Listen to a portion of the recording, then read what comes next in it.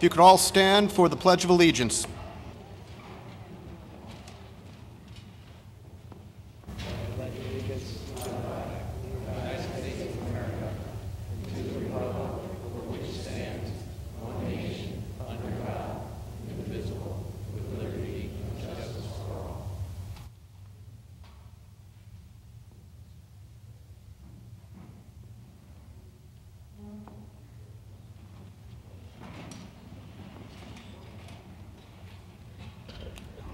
The roll call, starting from my left.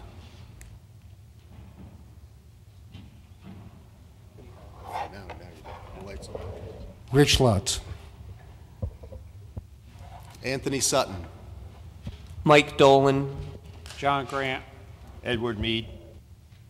Scott Marlowe. Carl S. Moore. Tom Nickel. Tom Panzella. Jim Quish.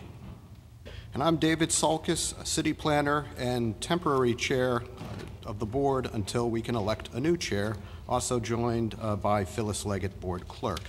The first item on the agenda tonight is the election of the new chair of the board. Do we have any nominations? Mr. Grant. I nominate Ed Mead. Do we have a second? I'll second that.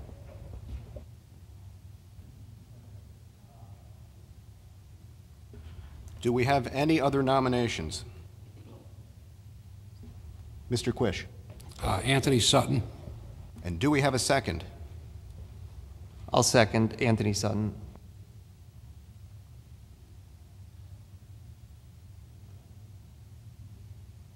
Okay. Typically, we have a choice for the voting. The voting can either be done by raising our hands or it can be done by secret ballot. What is the pleasure of the members of the board this evening? Mr. Quish. Show of hands is fine by me. I'll agree with that. We will go with the first nomination, which was Mr. Mead. All those in favor for Mr. Mead for board chair, please raise your hands.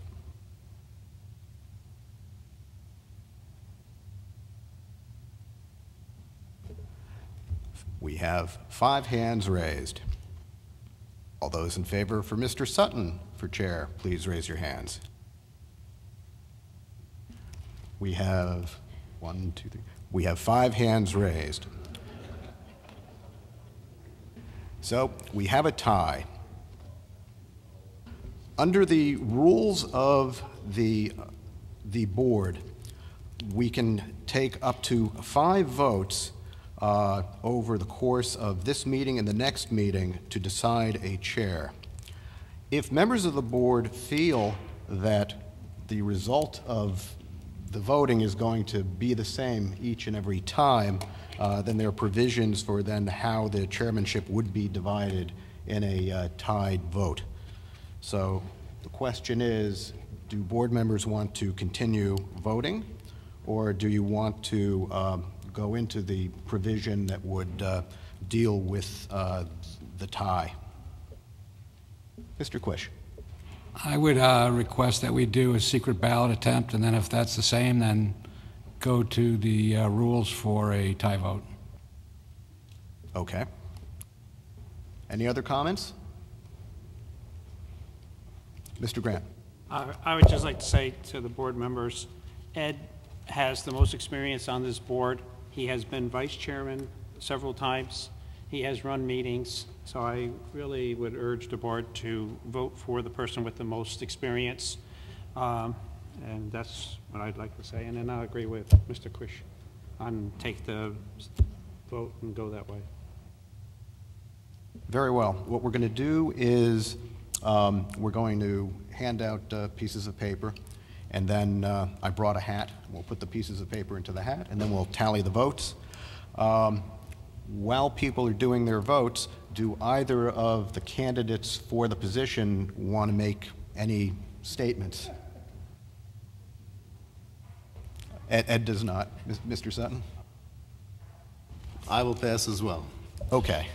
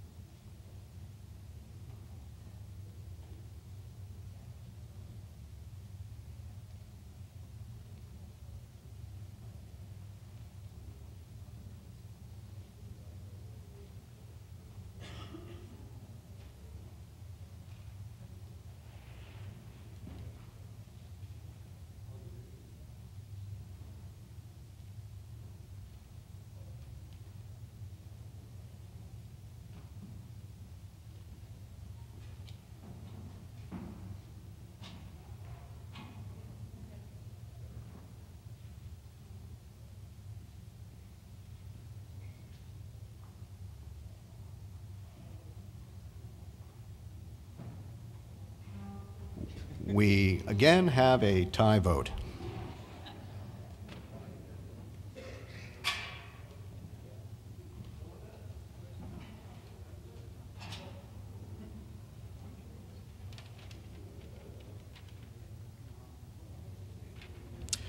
Okay. In the event that a tie cannot be broken, the term of the chair will be divided into 2 one-year terms, with the 2 board members who were tied at the end of the voting serving alternately one-year terms as chair and vice chair. The chair serving the first term will be the chair of the same party affiliation as the mayor. So in this case, Mr. Sutton is elected chair, and Mr. Mead is elected vice chair.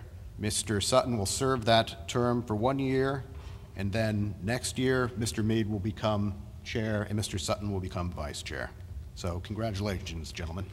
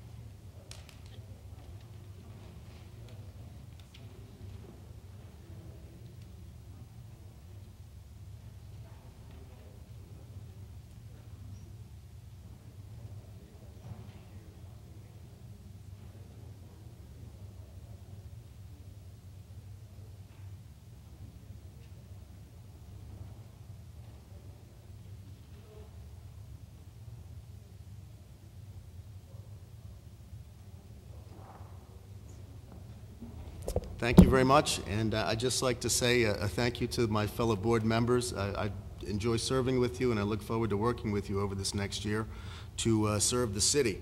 And I have to say that I think personally, and I've heard other people say it as well, that this board is one of the most collaborative boards amongst people of all parties and persuasions in the city. And I think that we will continue to demonstrate that over the next year.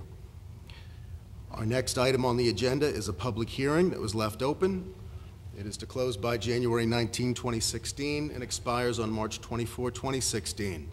It is the application for 553 West Avenue, petition of Brian Stone Esquire, on behalf of Grillo Services, LLC, for a special exception and site plan review approval to construct a 3,300 square foot office building and a 3,200 square foot Quonset hut-style storage building for the proposed use of recycling and processing for the sale of leaf, wood, and natural materials into mulch compost, soils, and related products, and appurtenant sales of gravel, stone products, and pavers on map 42, block 335, parcel 1, of which Kingdom Life Christian Church is the owner. Mr. Sulkus, I know that there's a particular procedure to read. I do not have it before me. Is it possible that you could share that for us? I could if I had it in front of me. Do we have the public hearing flyers that are usually out by the door?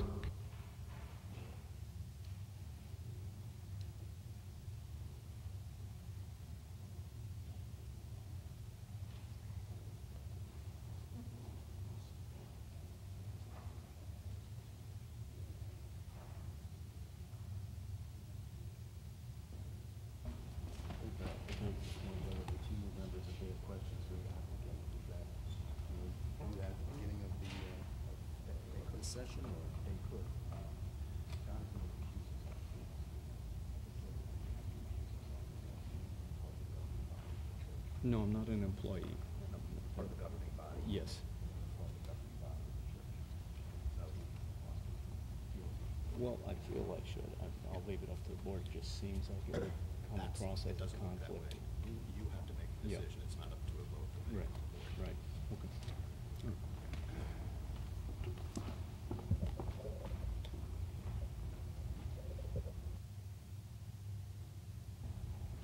Thank you, Mr. Sulkus. Thank you, Ms. Leggett. I'd first like to read the public hearing procedure of the Planning and Zoning Board, and then after that, I believe that the two new members of the board, Mr. Marlowe wishes to speak, and then also Mr. Lutz will have the opportunity to ask questions of the applicant of this petition. This is a public hearing of Milford's Planning and Zoning Board. We're very glad you are here, and we hope to benefit from your input. We ask that you turn off your cell phones and please don't distract during the public hearing portion of the meeting. And these are a legal requirement that we do, and they generally proceed in the following manner. The agenda item will be introduced by the chair, which we just did. We heard the presentation by the applicant, his attorney, or any other representatives, and then the city planner, Mr. Sulkus, has the opportunity to speak as to the application. Board's members have the opportunity to ask questions, and then it is the time for public comment. The procedure for public comment is to approach the podium that is at the front of the room. First, I will ask to hear from people who are in favor of the application of the petitioner, and then after that, people who are opposed will have the opportunity to speak. Once you approach the podium, please clearly state your name and state your address, spelling your last name. Please address all comments to the commission. You are addressing the commission, you are not addressing the applicant. If your comments have previously been presented, please do your best not to repeat anything that had been said before or points that have already been raised. We have a great number of people here this evening, and we would like to hear everyone's thoughts. Please keep your comments clear, succinct, and please keep your comments to under 3 minutes. And Mr. Chairman, where did we leave off as far as the last time the applicant was before us on the 15th? We were about to ask for public comment. So the applicant has already made his presentation, so it's the public comment period now. Thank you. And as I stated before, the two new members of the board, Mr. Marlowe and Mr. Lutz, have the opportunity to question the applicant based upon the application. Mr. Marlowe? Mr. Chairman, I'm going to recuse myself from discussion on this. I'm a long-time member of Kingdom Life Church, who is the owner as well as on the presbytery of the church, and I feel it would be perceived as a conflict of interest the way I would vote, no matter which way that went. But I did sit in on the last meeting that you had, so I did hear all the comments from the applicant. So I'm assuming I have to step out? Is that how this works? That is correct. Okay, thank you. Thank you, and Mr. look Marlowe. forward to working with the board on other ones. Welcome. Mr. Lutz, do you have any questions for the applicant at this time? Yes, I do. Could counsel for the applicant come to the podium? Thank you. Okay. During the last session, when you did your presentation, it was talked about the fact that you really wanted to establish a retail location in the new site. Do you have a retail location in your present site? Why don't I have my client address that? Sure.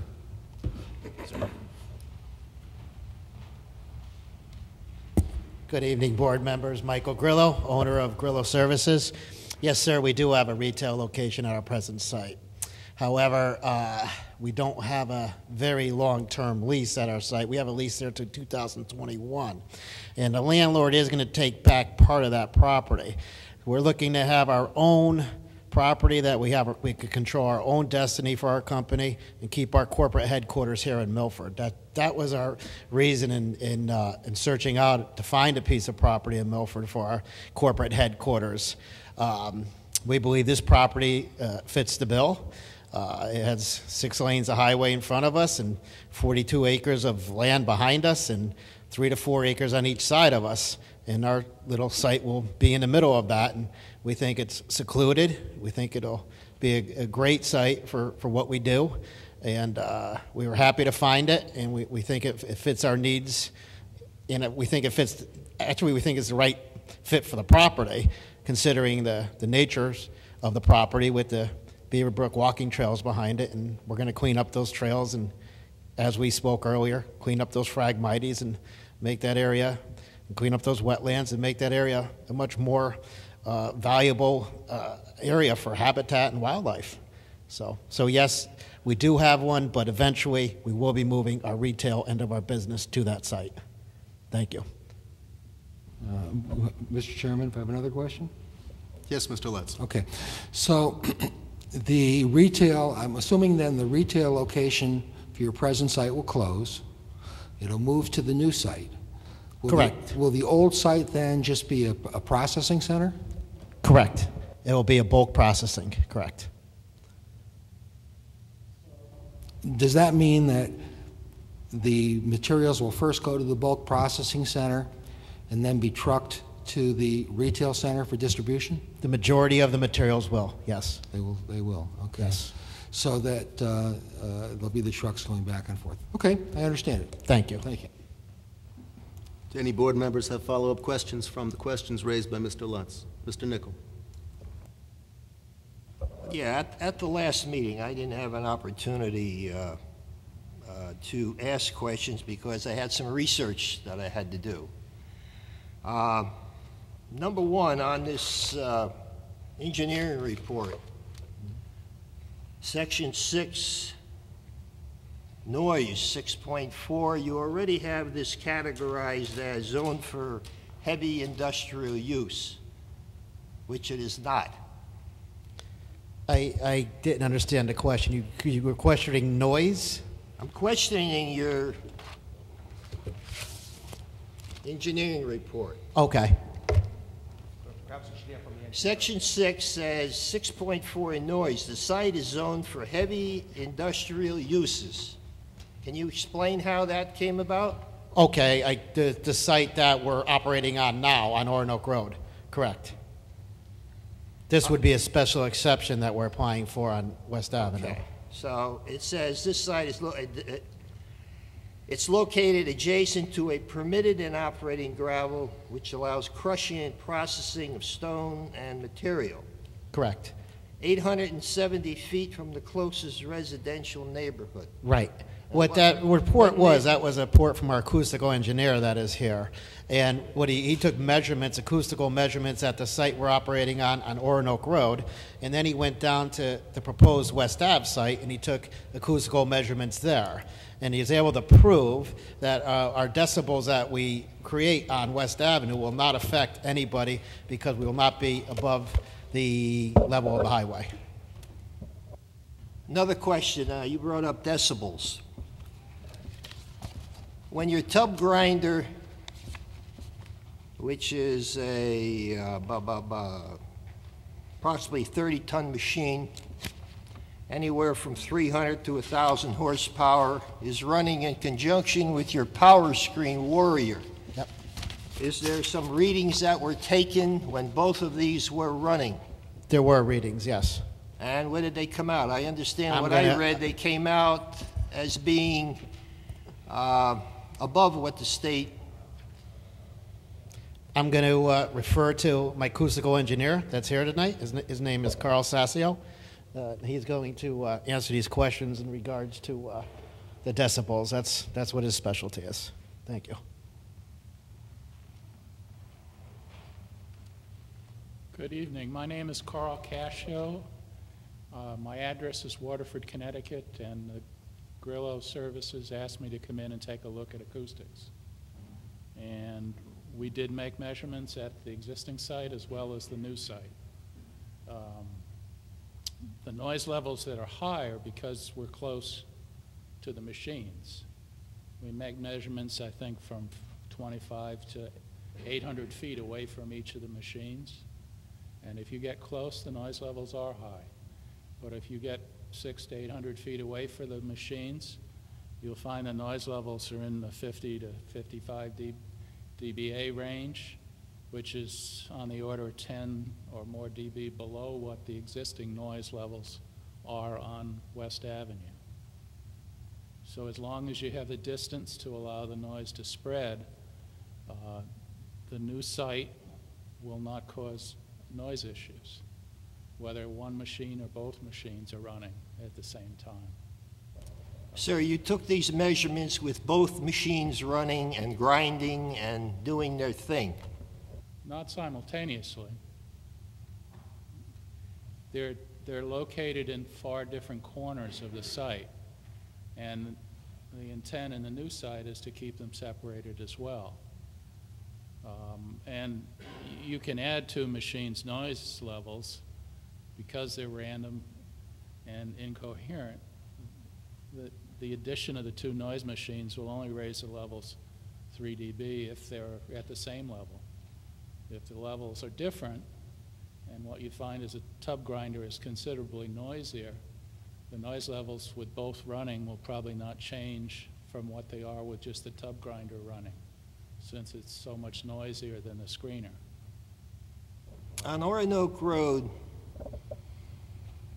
you have the advantage of 20 and 30 and 40-foot high mounds of stuff that would reduce the sound.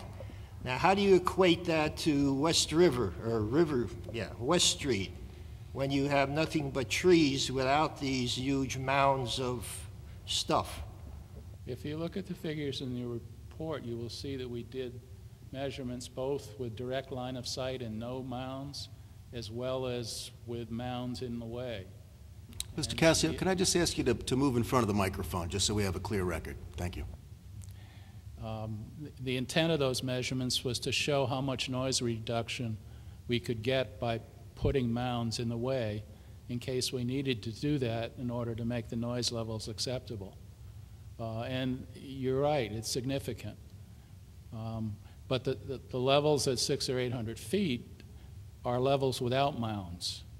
So we can do better than that if we need to. But I think you said you didn't run these machines simultaneously to get your readings. I think I said we did not. I mean, it makes assessment of what's going on more difficult if you have two machines running, because now you don't know where the noise is coming from.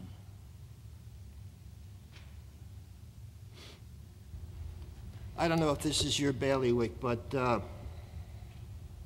it looks to me like with the size of these machines, you're not going to be moving them very far, and they're fairly close to the gas pipeline.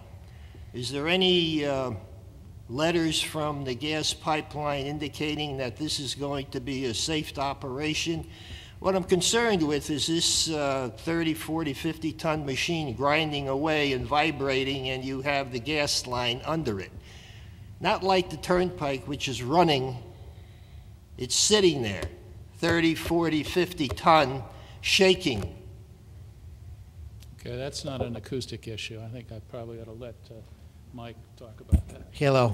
I'm going to have Fred Mesha, our civil engineer, answer that question. He and I both dug the test lines all the way down to the Iroquois pipeline 4 years ago, and Fred will discuss that with you. For the record, my name is Fred Mesha, engineer with Ty & Bond, Shelton, Connecticut. When we first started on this project a few years back, we dug test pits along the gas pipeline to verify its depth. And in the discussions with Iroquois, they were very emphatic that no activity that the guerrillas are going to be having occurs on top of the gas line. It's an easement. The only activities that we're allowed to do is cross over it similar to a roadway, and that's why when you look at the plans, there's an area of a roadway crossing the gas line. The entire gas line easement will be fenced to keep equipment out of that area, and the equipment you're talking about is outside of the easement area of the gas line. The gas line in that area, the test pits we dug, is buried roughly 10 to 12 feet deep. Are there further questions from the board? Yeah, I'm not finished yet. Mr. Grant. I have a question in regards to the outside storage of materials. Our regulations clearly state that there's supposed to be no outside basically storage of materials. Everything's supposed to be inside. My question is how much of the material, I know there's bins on the outside showing where different materials will be stored, and I was wondering how much of that, how much material is actually going to be out there?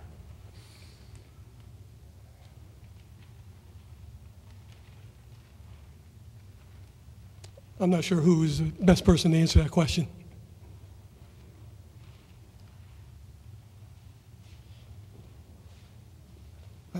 I believe the regulations that you're referring to are the floodplain regulations concerning outside storage. No, it's actually in our zoning regulations. It says any storage on the site must be inside.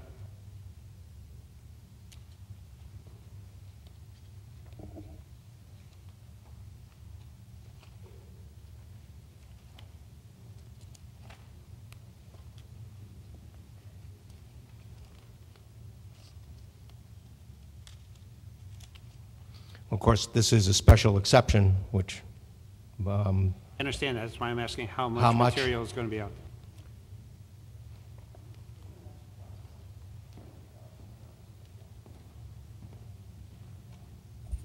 Well, we're going to have some mulch storage. We're going to have some leaf compost storage, some soil storage. So on your plan, you'll see where we have windrows. And these windrows are trapezoid windrows, roughly 15, 18, 20 feet wide at the bottom and 15 feet high at the top. And those windrows typically are what we put our leaf, what we make up our leaf, what we would call a leaf windrow. And we would put the leaves in those windrows and then turn those every 30 days. And then after about 8-9 months, that turns to a rich humus compost material. On that site, we could end up having in leaf windrows 20,000 to 25,000 yards of leaves, and that will convert down to a 4-to-1. So, for example, if we had 24,000 yards at the end of the process, we'd have 6,000 yards of compost, for example, with that one product. Leaf, logs, and brush, we could have a couple thousand yards on the site, 2,000 to 5,000 yards, and the same with soil. For soil blending, another roughly 5,000 to 7,000 yard pile. But those are the three major components that we're looking to put on the site: the mulch, the leaf compost, and the soil for blending. There will be a brush pile also, and a small stump pile. But as I said, this site is not meant to replace the processes that we have now. It's meant to give us a home in Milford, where in the future, hopefully, we can work out a longer viable lease with Oronoke Road. If not, it's possible that we'd have to go up north, buy a farm, do most of the processing up there, and then transfer back and forth. But this site is not meant to be a cure-all for our business. We are an expanding business, so of course we will be looking for real estate up the line, and I say up the line, up north and other areas in the state. But we want this to be our corporate headquarters, and we want to be able to function out of it in a way that our business will function. What's the Quonset hut storage? What's actually being stored in that? Basically, fertilizer and grass seed will be dry materials will be stored in there. Additional questions from the board? Mr. Mead. Thank you, Mr. Chairman, through you. The present area that you have now, how many acres are you using, and how many acres are you going to be losing to the present owner, and what will you have left? We're using 18 acres. The present owner has plans for about 8 of those acres in the future. Further questions? Mr. Mead? So the remaining 10 acres is not enough to do all the processing and just have the retail without any equipment on West Avenue? It is not, no. That's what this would work out for us. This site's 8 acres, so together it would blend, it would work for us. Okay, thank you. You're welcome. Anyone further? Mr. Nichol. I have one more question for your engineer.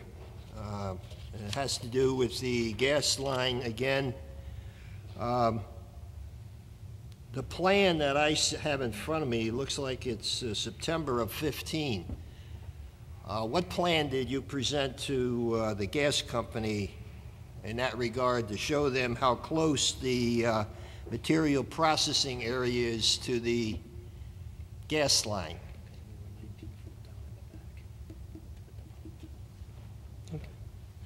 We had presented a plan that was dated much earlier than that, but all plans that we've prepared for this site over the years show the gas line being protected the same way it is protected now. And we did show Iroquois the activities that we're looking to do on both sides of the gas line. You showed him a plan that showed that the processing plant was very close to the gas line. Yeah, the easement is 50 feet wide. In the center of the easement is a 24-inch gas main. Thank you. Are there further questions from the board? Mr. Grant. Just one more question. In regards to the Quonset hut storage, you said it was going to be fertilizer and so on there. If I'm correct, I believe a certain amount of storage of fertilizer is considered a hazardous material. And I was just wondering if that's been taken into account when your design of the building. Right. And for the site, you know. Right. Right now, we're just handling organic. We're just handling organic fertilizers. You might be referring to some pesticides and insecticides. As of now, we do not handle those. We do not sell those. In the future, it's a possibility, but right now, it's not even something we handle and something we don't sell. So I guess in the future, if we were going to, we would discuss it with the appropriate authority. But right now, it's just we're planning on a concrete floor, and we're just going to handle organic fertilizers and nothing with toxic chemicals. Are there further questions from the board before we open for public comment? Seeing none, at this point, we'll open the floor for public comment. As I indicated before, if I could ask people who are in favor of the application to approach the podium first, and then after everyone who is in favor of the application has the opportunity to speak, then those opposing the petition will have the opportunity to speak. So if there's anyone who wishes to speak in favor, please approach the podium, state your name and your address. Thank you.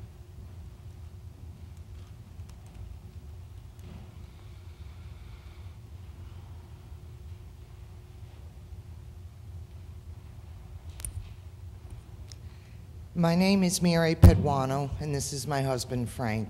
We own a home on 12 Sharon Court, right across from the project being proposed by Grillo Services.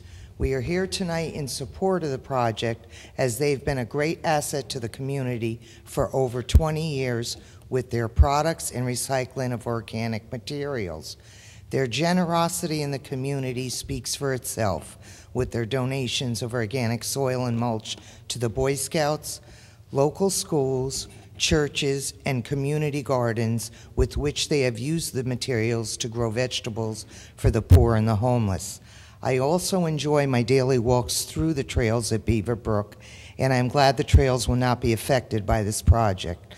I also will enjoy the many plants, trees, and shrubs that Grillo will be planting to revitalize some of the areas of a now dysfunctional wetlands. Thank you, Mr. Chairman and board members. Ma'am, before you go, can we have the spelling of your last name, Oh, please? I'm sorry, I forgot that. P-E-D-W-A-N-O. Thank you very much. Thank you.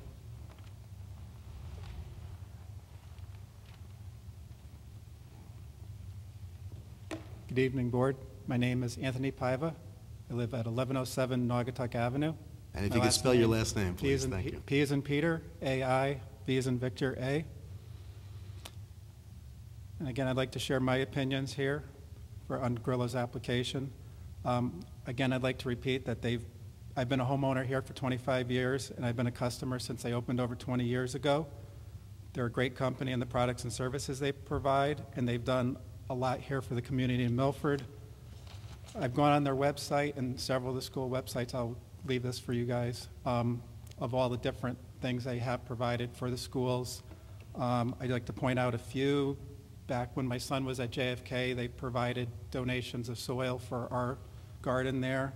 I'd like to bring up that after the death of Marin Sanchez, they contributed $500 to tickets for the class to see Heaven is for Real. I mean, they've stepped up time and time again. I want to make note of that. I mean, they have been a model corporate citizen here in Milford. I'd like to flip to the other side and talk about composting of leaves. Back in the late 80s, DEP mandated that all leaves needed to be composted. They could not go for landfill. This is something that Grillo provides for the town of Milford. Previously, I believe our leaves had to get shipped out via third party to a composting site in Lebanon. So you're looking at those costs associated, that carbon footprint of all that trucking.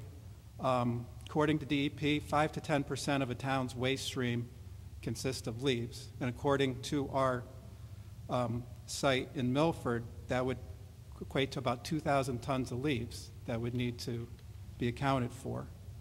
And because of Grillo composting the leaves, it's an aerobic process, not an anaerobic process. So in that regard, you're not creating methane, which is greenhouse gas 20 times more lethal than CO2. And some people argue, well, you're still composting leaves. That's considered, again, according to DEP, kind of like the forest floor. It's a natural composting. It's an aerobic process. CO2 is much less lethal than methane. And according to what Grillo wants to do, if you look at all the trees that they're going to plant in this area, that's going to pretty much offset any CO2 generated by the composting. So in summary, I hope that you vote in favor of this project. I've seen too many projects get nixed for other reasons. We have a great corporate citizen, and they provide a great service to the town. I mean, look back to the hurricanes. Where did all the trees and stumps go? And you look at a lot of the neighboring condo communities, whatnot, most of those services and products end up at Grillo. So I hope you vote for this project. Thank you. And if you wish to submit documentation, if you could bring it up to the front to the board clerk, please, and that'll become part of the record. Thank you. Good evening. My name is Chris Panettiere. Last name is P as in Peter, Anettieri. I'm a lifelong resident in Connecticut and over 25-year resident of Milford. I'm here to fully support this project and specifically retaining the open space and creating a corporate headquarters for a local company that is committed to reducing the carbon footprint of our city, and they are committed to providing ecologically safe products for the residents of Milford and the neighboring towns. I'd also like to say that I fully support Brian Stone's remarks about this being an ideal use of the parcel of land. That's my opinion. Thank you, sir. Additional comment in favor? Sir? Yes, sir. My name is Earl Dancy. I'm a resident at 1277 Naugatuck Avenue. I want to disclose that I'm the business manager for Kingdom Life Christian Church, but the reason I'm supporting this is because in my 10 years here as a resident of Milford, I've actually utilized Grillo on a few occasions. One when I regraded my lawn, topsoil was delivered. He provides the mulch for my landscaping beds, and I've gotten gravel from him. It's an existing business in your city. Prior to working for Kingdom Life, what I did was I worked for a company that specialized in the issuance of municipal bonds, financing. I'm not sure why we would want to create hurdles or obstacles for an existing business to continue operating in this city. I'd want to see, and I want to support anything that would reduce the slow creep of the increase of taxes, personal taxes on my property. So I'm in support of this property and this application. Thank you. The spelling of my last name is D-A-N-C-Y. Thank you, sir.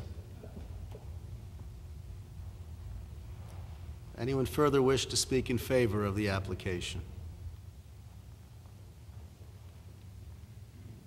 Good evening. My name is Robert Secondi. Secondi. And I'm in favor of this project. As a secondi in the city of Milford, we've been employed here over 50 years, and I've known the Grillos for over 40 years in business.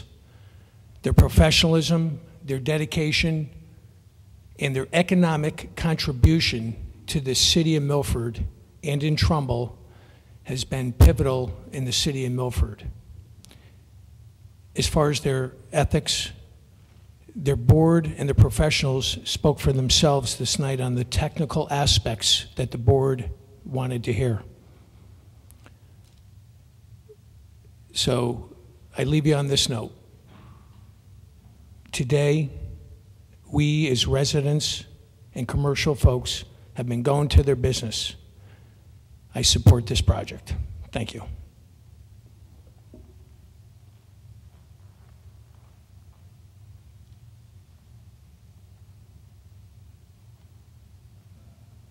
And further comment in favor? Good evening. Good evening. My name's Brett Duran. I live at 64 Harvest Lane. That's D-O-R-A-N. I've lived within 2,000 feet of Grillo Brothers and their company for the past 20-plus years. They've been excellent neighbors. I can tell you, living up from them, normally the noise would travel that way. I've never heard much from them. Beard is also down there. Over the years, a power plant was put in there.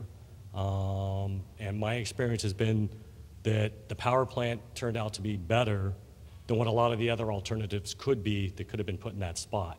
I would suggest you guys really seriously consider the other alternatives that could go in there. This is not a really invasive group that's going in there. Their hours are off hours for the most part. They close early. They do a lot of things for this community beyond providing jobs and giving to schools. They've donated to my family personally on occasion when I've gone in there for my kids' sports and things along those lines. I would really consider, however, though, what they're looking to do. It is good for the community. I know it can, and there will be some inconveniences possibly, but at the end of the day, it's reinvigorating an area that needs it. It's a great walking area. It's limited here. My options, Mondo Pond is great, but it's a little bit better down that way, and they're going to make that area a nice area. And I think at the end of the day, think about what else could be there. Thank you so much, and have a good evening. Thank you.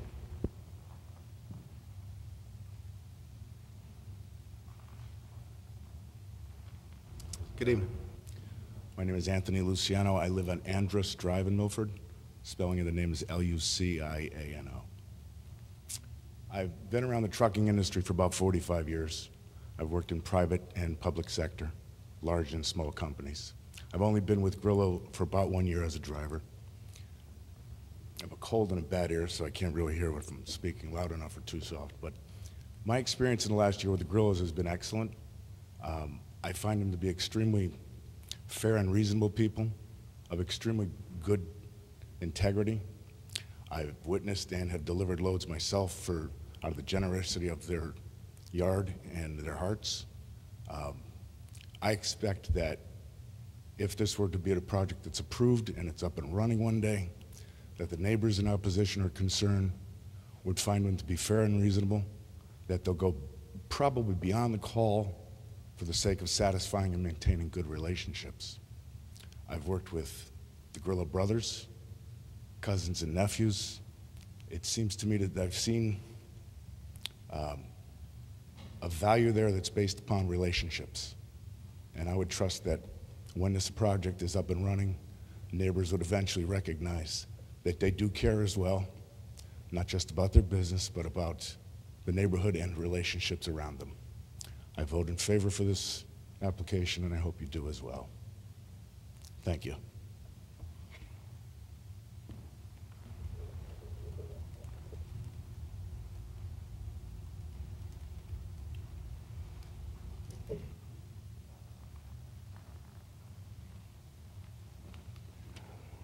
My name is Victor Gallo.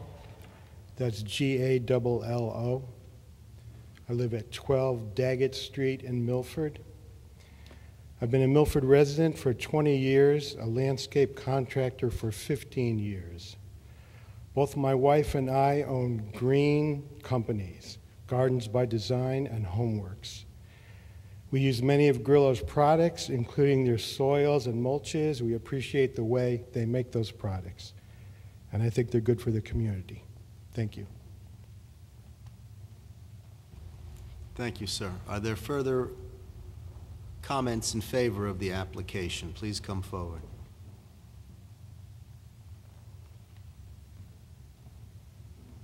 Hello, my name is Mark Bernier. That's spelled B as in boy, E-R-N-I-E-R.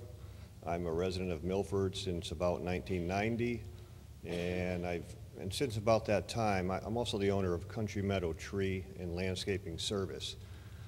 I'm a good example of one of many small businesses in Milford and in this area that uses Grillo's operation. Mine's a little different than Victor Gallo before me.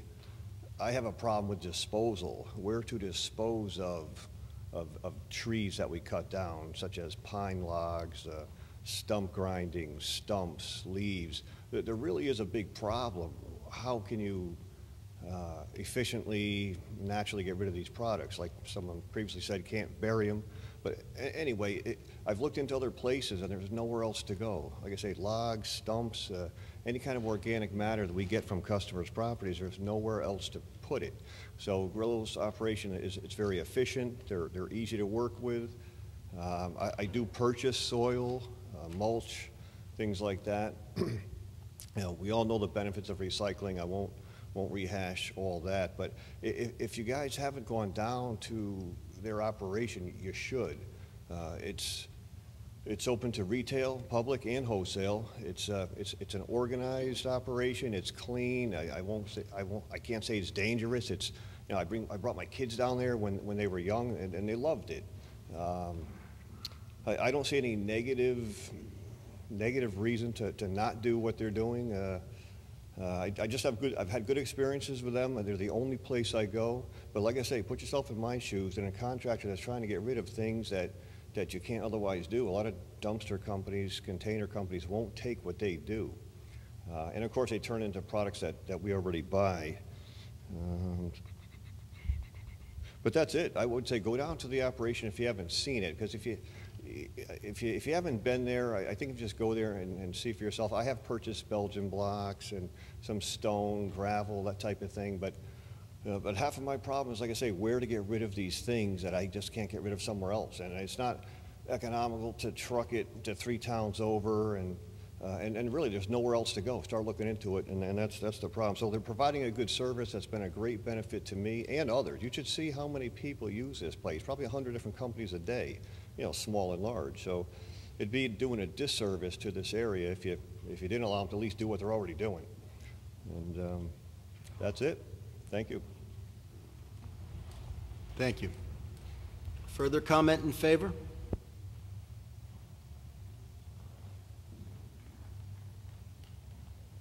Good evening. My name is Fred Kirkham, K-I-R-K-H-A-M, and I've dealt with the Grillos for the last 20 years. I've found them to be great company to deal with, and they've been so helpful in anything that was ever needed. They've been contributed to loads of charities.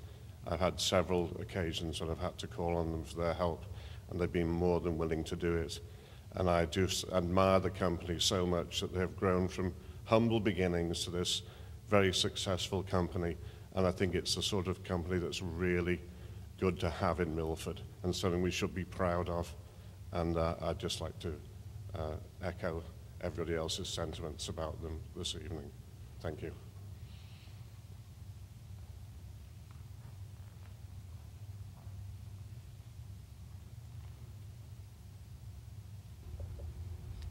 Further comment in favor?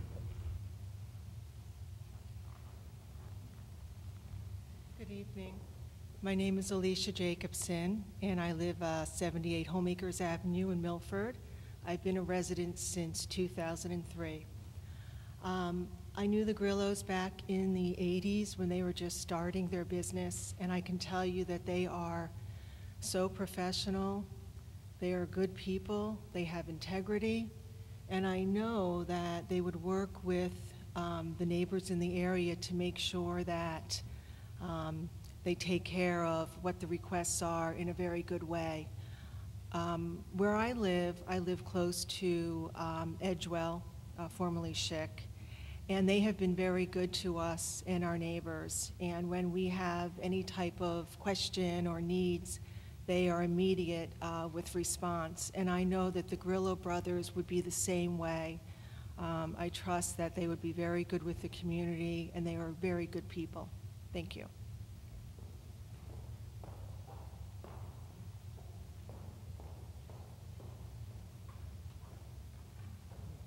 Good evening. My name's Scott Austin. I own Austin's Lawn Care. It's an organic-based program. For the last 20 years, I've been a sole proprietor with no employees. I need efficiency. I need good product. I need good quality. I started working with the Grillo family at the time, basically, when I first started my business, and I needed organic guidance to go after a niche that started more than 20 years ago, but got us all to think to save the planet versus just feeding it with McDonald's. And the Grillo family helped me grow my business, so I'm still a sole proprietor. And granted, I'm 60 years old, still doing it by myself, but it's the efficiency of a quality product that has brought my success, and with their help. I've never had financial or squabbling issues as a customer or of any sort of conflict. And the best part about it is that because they're a small business, I'm a small business, we promote each other. And if the one thing I want to say for all of America or Milford and everywhere is every small business should be benefited. The big guys that come in and out of here, the contractors come in and out of here, they build these homes and they leave, they don't live here. These are the guys that are trying to help with the taxes here, consumer consumption, everything that benefits the economy. So as a small businessman, I definitely advocate this parcel for them. Thank you very much.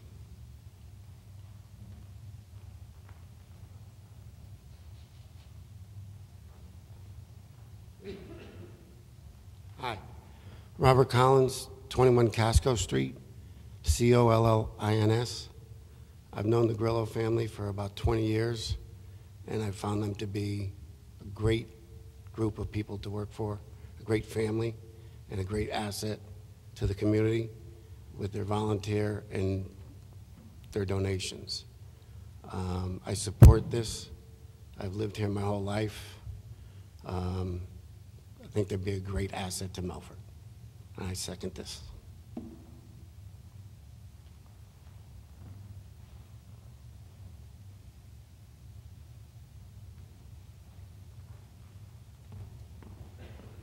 Neil Palella, 141 Lookout Hill Road, Milford, Connecticut, and the last name is P-E-L-E-L-L-A. Two things that I think this should go through is, number one, it's a green company. Number two, I live in Lexington Green. We got 400 homes. We cut trees, we rip out the bushes, we keep the glass. Where are we gonna go? I mean, it's ideal, it's down the street from us. And I speak for like 400 homes, not just me. Everybody goes there. Now, they want to grow the business. Instead of going somewhere else and not get the tax revenue, they want to stay here. So I don't see any reason not to do this. For the simple reason, on top of it, it's a green company located in Milford, Connecticut. Thank you.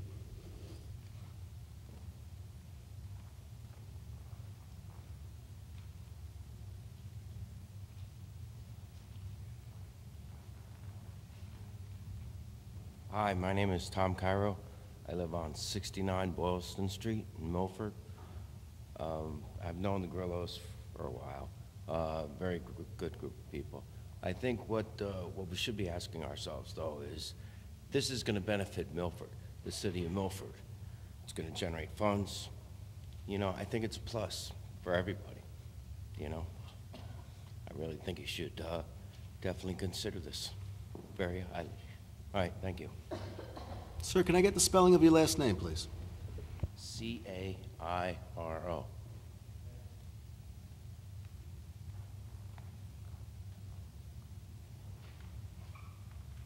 Further comment in favor? My name is Anthony Frat Arcangeli. Hope you got some ink in that pen. It's F-R-A-T-A-R-C-A-N-G-E-L-I. I just wanted to say I definitely am in favor of this, but more so, my dad had a business. He did business with them. I'm second generation. I'm third, actually, in my family of doing contracting work in this line. And I just want to say these guys are like old school business, and that's how I like to, you know, go into a place. They know my name when I walk into the place. We talk about politics before the job starts. Doesn't happen too often anywhere you go, so just as a character reference, these guys are great. Thank you.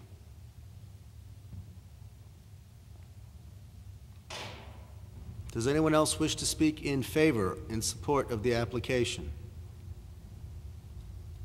Okay, at this time then, people who wish to speak in opposition to the application, please approach the podium. Thank you.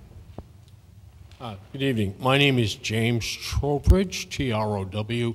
I live at 18 Audubon Close, and I represent tonight the Audubon Manor Condominium Association.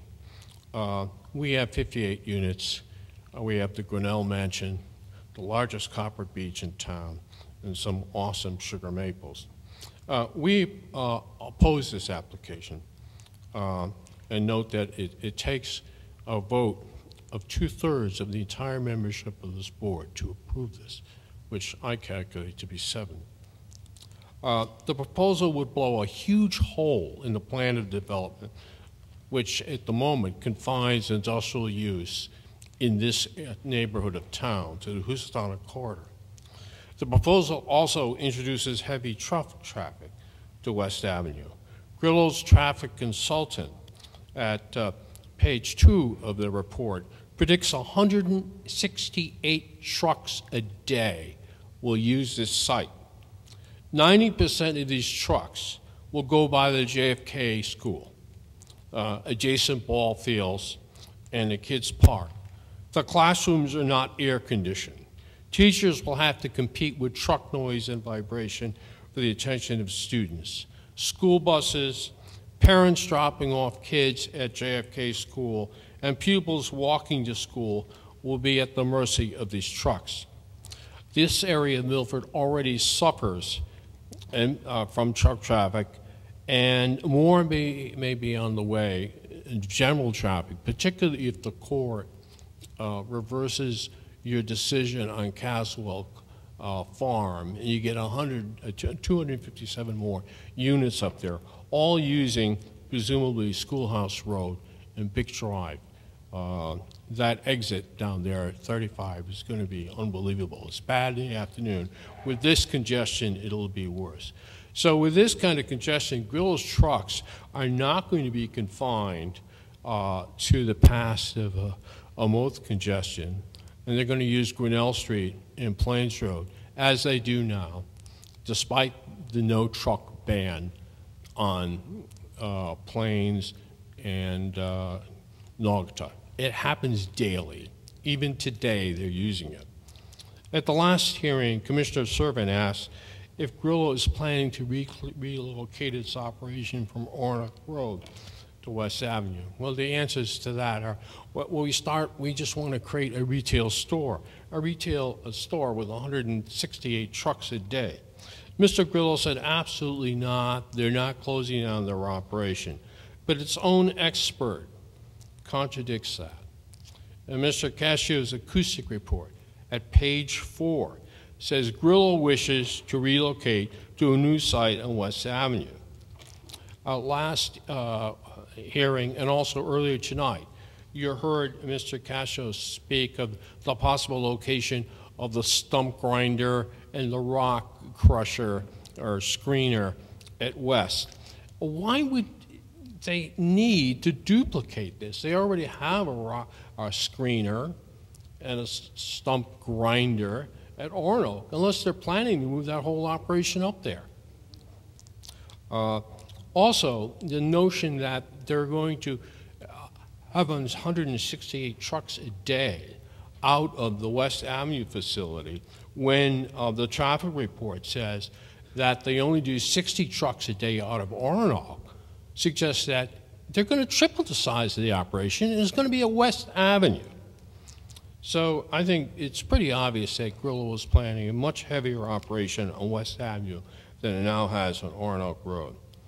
Thank you, sir. If I could ask you to sort of wind up the comments, please. We have many people Yes. who wish to Well, speak. 135 residents, and I'll give you the petition, have signed this, opposing this. They come from West Avenue, Kendall Green, Audubon Manor, and else in the city. And they know that your hand is not being forced here by any state statute. This is your decision completely, and I assure you that the neighborhood is very interested in your votes, and we'll be following this very closely. I will leave with you a copy of the petitions signed by 135 Milford residents. Thank you.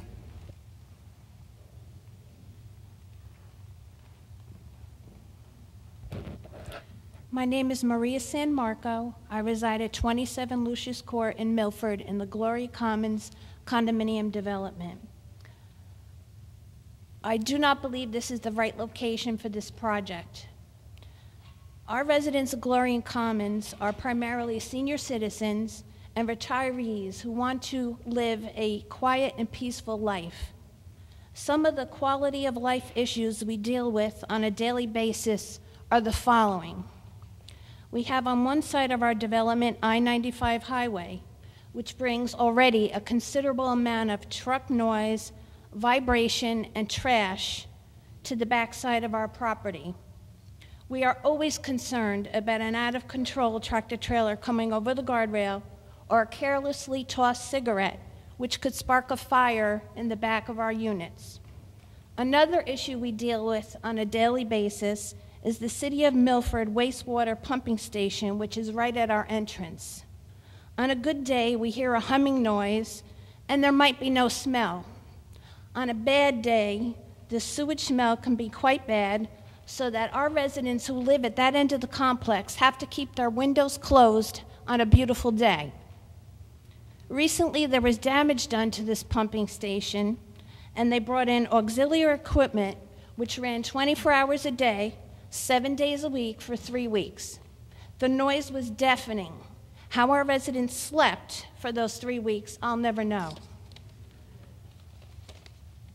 West Avenue is mainly a residential avenue with an elementary school along its route.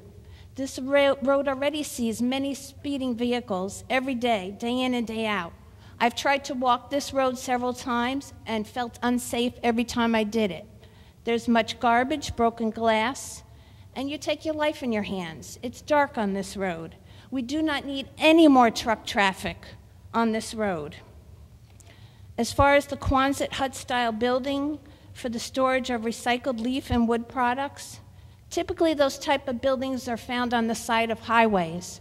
Do you want to see one across from the opening of your development? I don't. Also, they're going to have very noisy equipment there.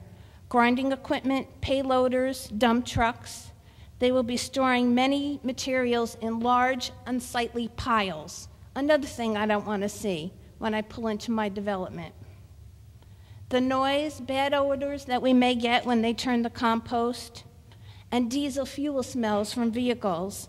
We already get our share of that in our development. Our residents bought their units in good faith when the City of Milford approved for a 55 and older community to be built there. You know, I'm sure this isn't what our residents had in mind, that not only do we have the highway and the pumping station, now you're asking us to put up with a third loud, noisy facility.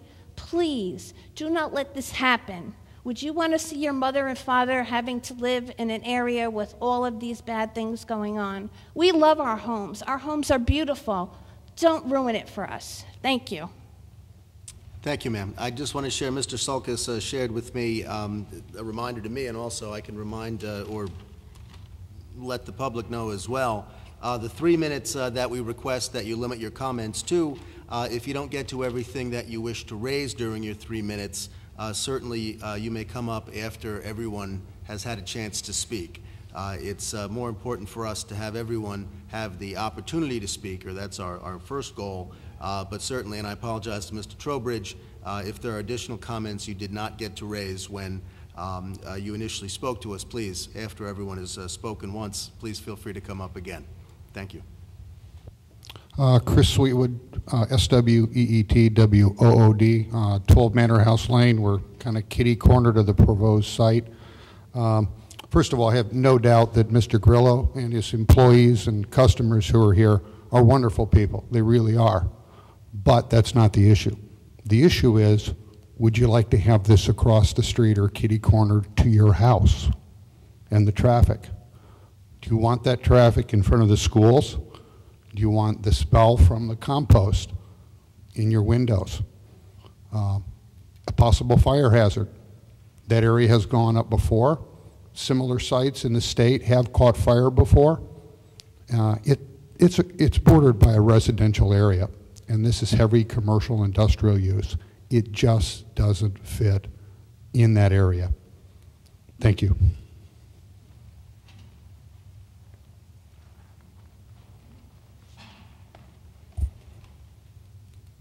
Good evening. My name is Joseph Bogdan, B-O-G-D-A-N. I reside at 3 Audubon Close, and I've lived there for 24 years.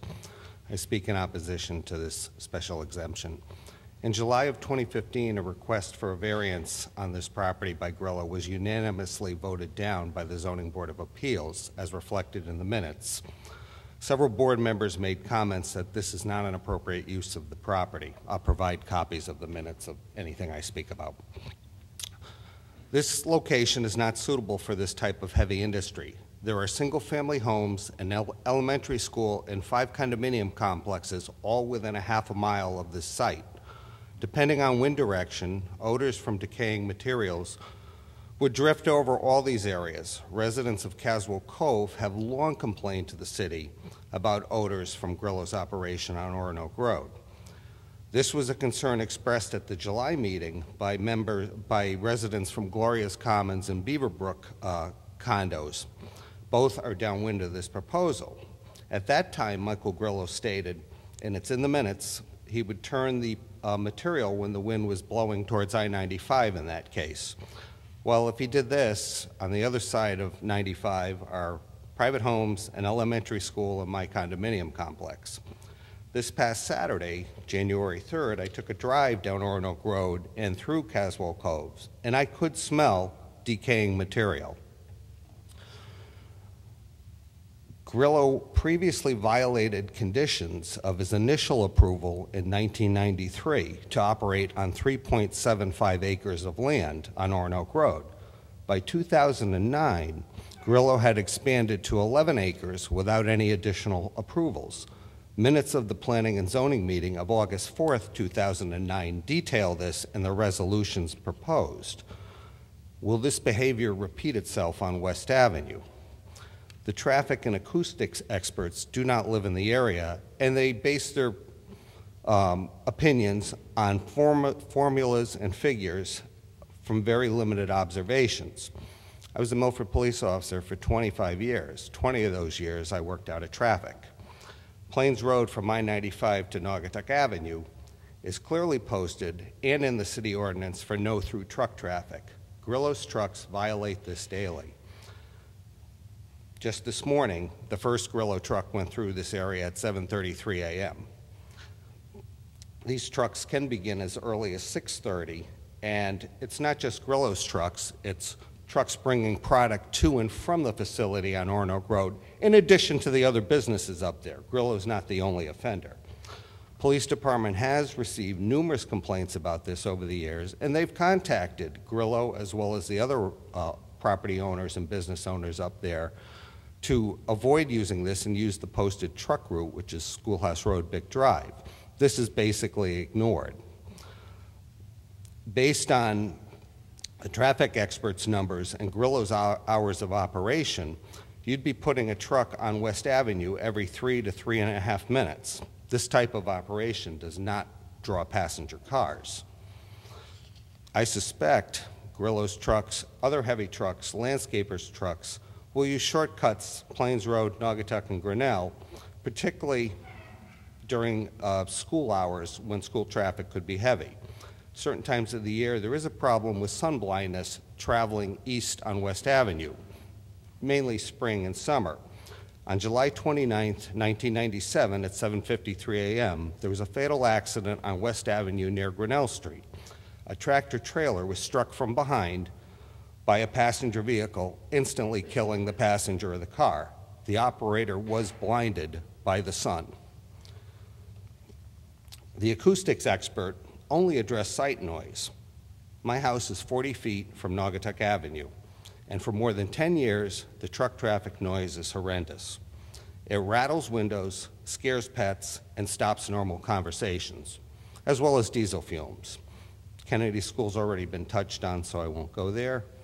And noise travels. I can hear noises from all over that area, regardless of berms, trees, or whatever. I can hear the construction on the Moses Wheeler Bridge. I can hear the power station on Sheldon Drive when they start or stop a turbine, just some examples. And with regard to our neighbors at Gloria Commons was constructed after a special exemption was given in 2005 by the Planning and Zoning Board. This area had previously been designed CCD1.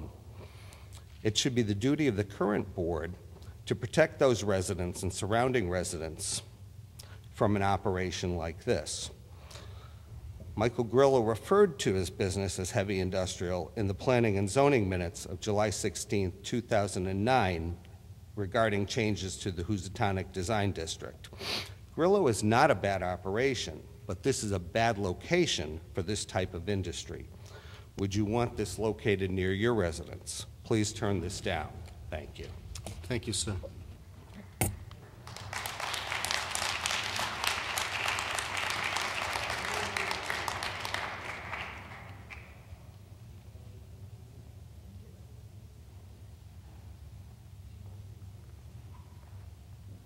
Good evening. My name is Reinhold Luther, L-U-T-H-E-R, and I reside at 1433 Naugatuck Avenue. I'm a retired professional engineer and land surveyor and was formerly a member of the Zoning Board of Appeals for the City of New Britain.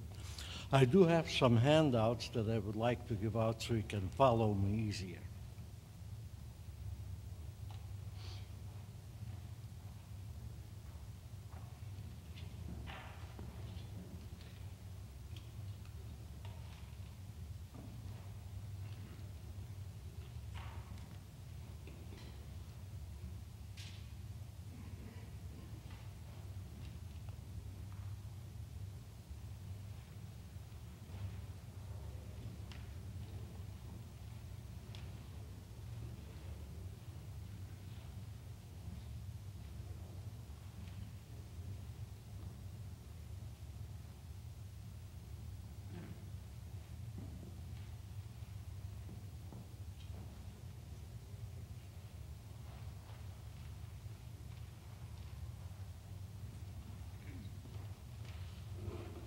The first page shows a traffic sign prohibiting trucks over 8,000 points from traveling on the residential roads, namely Plains Road and by extension Naugatuck Avenue. It also directs the truck traffic to go to exit 35 and use Big Road. Despite the sign and despite the prospective fine of $100, presently the trucks use Plains Road and Naugatuck Avenue as a shortcut to get to the industrial zone located at the end of Big Road and Oronoque Road. On July 10th, I did a little count of truck traffic on Plains Road and Naugatuck Avenue. And during the period from 7:25 a.m. till 9:55 a.m., I counted 16 trucks. Of these 16 trucks, 11 were either going to or coming from Soil Now facility, which is owned by Grillo Brothers. The last page shows the possible routes to the proposed site. And as you can see, most of them involve either trafficking on Route 1 and having to contend with all the traffic lights, or go back to school with all the traffic and hazards associated with school children, especially when parents are dropping off or picking up the children. The most obvious route and the most easily accessible is the one that the trucks are legally taking now, namely get off on Plains Road and by extension get on Naugatuck Avenue, take Grinnell Road down to west and into the side. Therefore, I urge the board to reject the petition on grounds that they are violating sections, which section?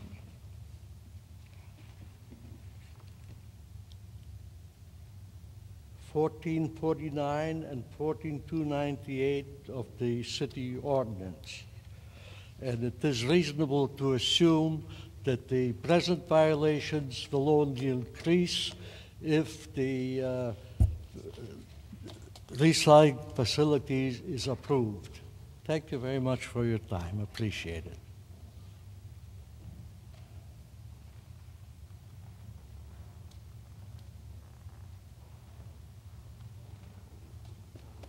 Good evening. My name is Clifford Mason, spelled M-A-S-O-N, of 1427 Naugatuck Avenue, Milford. The one issue I want to bring before the board this evening is compliance. This board was charged by the citizens of Milford to protect and enforce the master plan for zoning of the city of Milford, of which this plan has a zone, HDD, specifically for heavy industrial and recycling use. And that includes manufacturing, and soil manufacturing obviously fits in that zone. If the board references drawing C7.0, which Mr. Stone should have given you in his package, it displays eight acres with a ring road of 24 feet wide, encompassing 6 staging piles, 2 receiving areas, 12 composting windowing roads, 28 bays for finished material, a weighing scale. These are all manufacturing functions. That obviously is a manufacturing site. It is being installed, proposed, into a CD 2.5 zone. That obviously is misuse of that property. I think that you have to protect the citizens of Milford, by simply doing your job and enforcing the zone in that area. Thank you.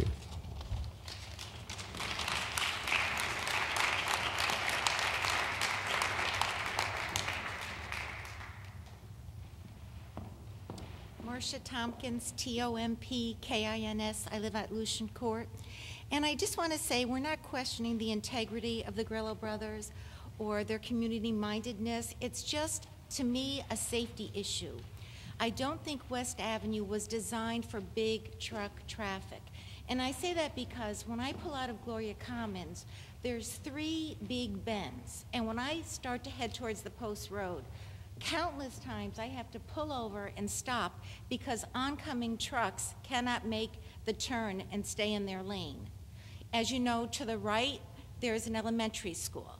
There's no continuous sidewalk, so if you want to walk your dog or just walk for cardio benefits, there's no safe place to walk, especially with excess huge trucks coming down that road. Thank you.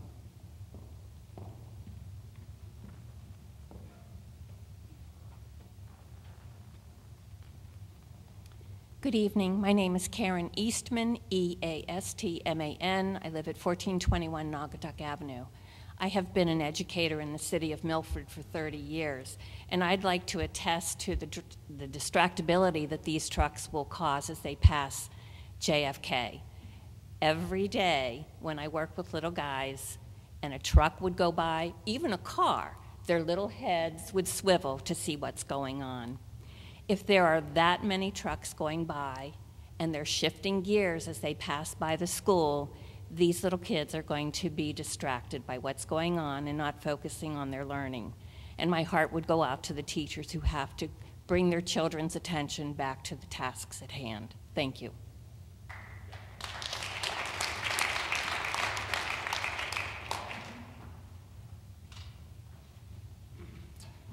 Good evening, my name is Dan Drago. Last name is D-R-A-G-O. I live at 43 Gunn Street in Milford. And I'm here tonight opposing the application and just providing a slightly different perspective. So I have also been a customer. I'm happy with the business. That's not what I think most people who are opposing are questioning here tonight. I wouldn't mind seeing them continuing to be in a business in Milford. I do have concerns about the specific location that they are proposing, though. And the one question that I would like to leave with you tonight basically is ask yourselves, do you really understand the environmental impact of allowing this proposal to go through, right? The environmental impact of removing hundreds of established, mature trees from that property. It's something that hasn't been discussed perhaps in depth, but it's something that actually is going to happen. If you go home and you take a satellite view of that location, you'll see a heavily forested area, and that's not going to be the case 2 years from now if this application goes through. The value of those trees goes behind the loss of habitat, soil impact, and potential loss of a sound barrier. But given the proximity, immediate proximity to Interstate 95, those trees represent the first line of defense against pollution from cars and trucks. So there's just one more thing to consider regarding this application, and I thank you for your time.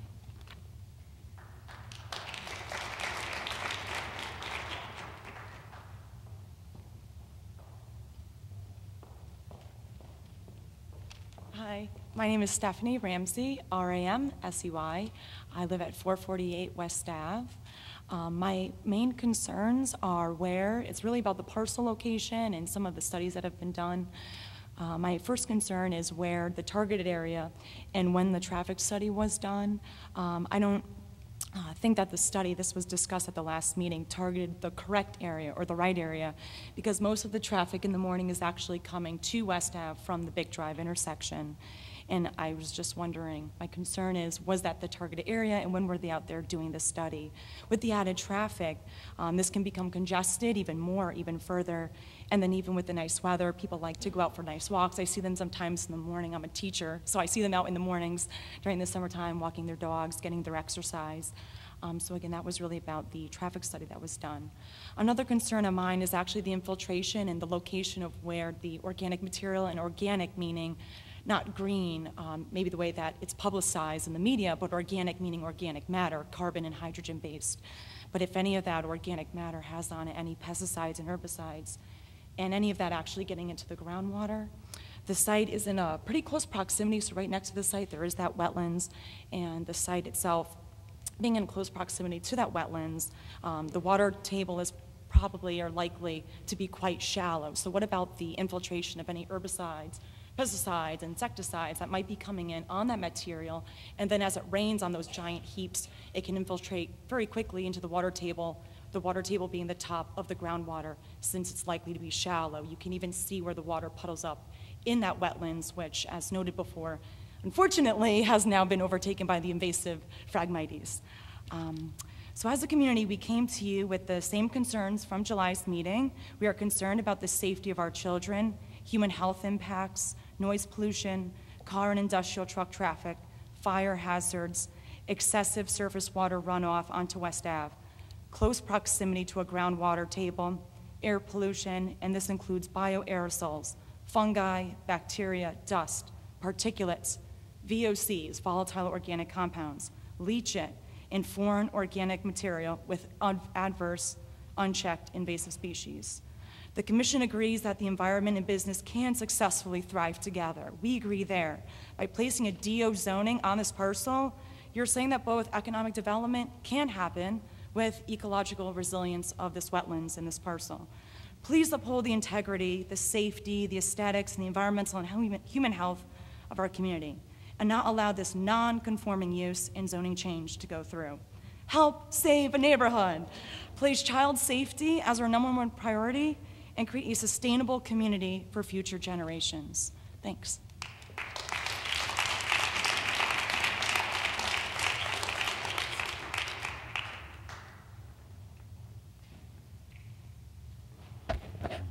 Good evening. My name is Joseph Didia, D-I, capital D-I-A. I live at 333 West Avenue. I'm the president of the condominium association there. And there's one question that I don't believe has been addressed at all, is about the wetlands there. There's a lot of deer and rabbits and turkeys in that section, because I walked on that road and I've seen them consistently. What's going to happen to them? They're going to be displaced. Also, I agree with everything that the other citizens have said about the traffic on West Avenue as going by JFK School. That is a mess when school gets out. People are parked on both sides of the street waiting for their children. It's a mess. If you get trucks going through there, somebody's going to get hit. Thank you very much.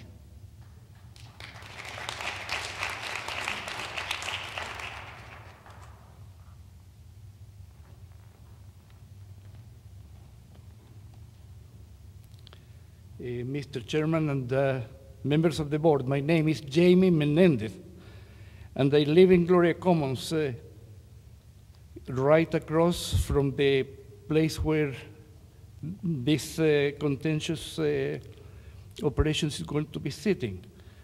My address is 232 Lucius Court.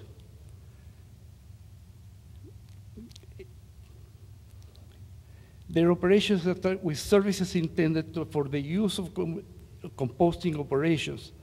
I am a retired chemical engineer, hoping to live the rest of my life peacefully and in happy harmony with my neighbors. In the last planning and zoning hearing on December the 15th, 2015, Attorney Stone, representing Grillo Services, suggested that their operation was the best use for the land in question. He also stated that the operation would be carried in harmony with their neighbors. He was wrong in both accounts. We highly disagree on the best use, and the second statement will never happen.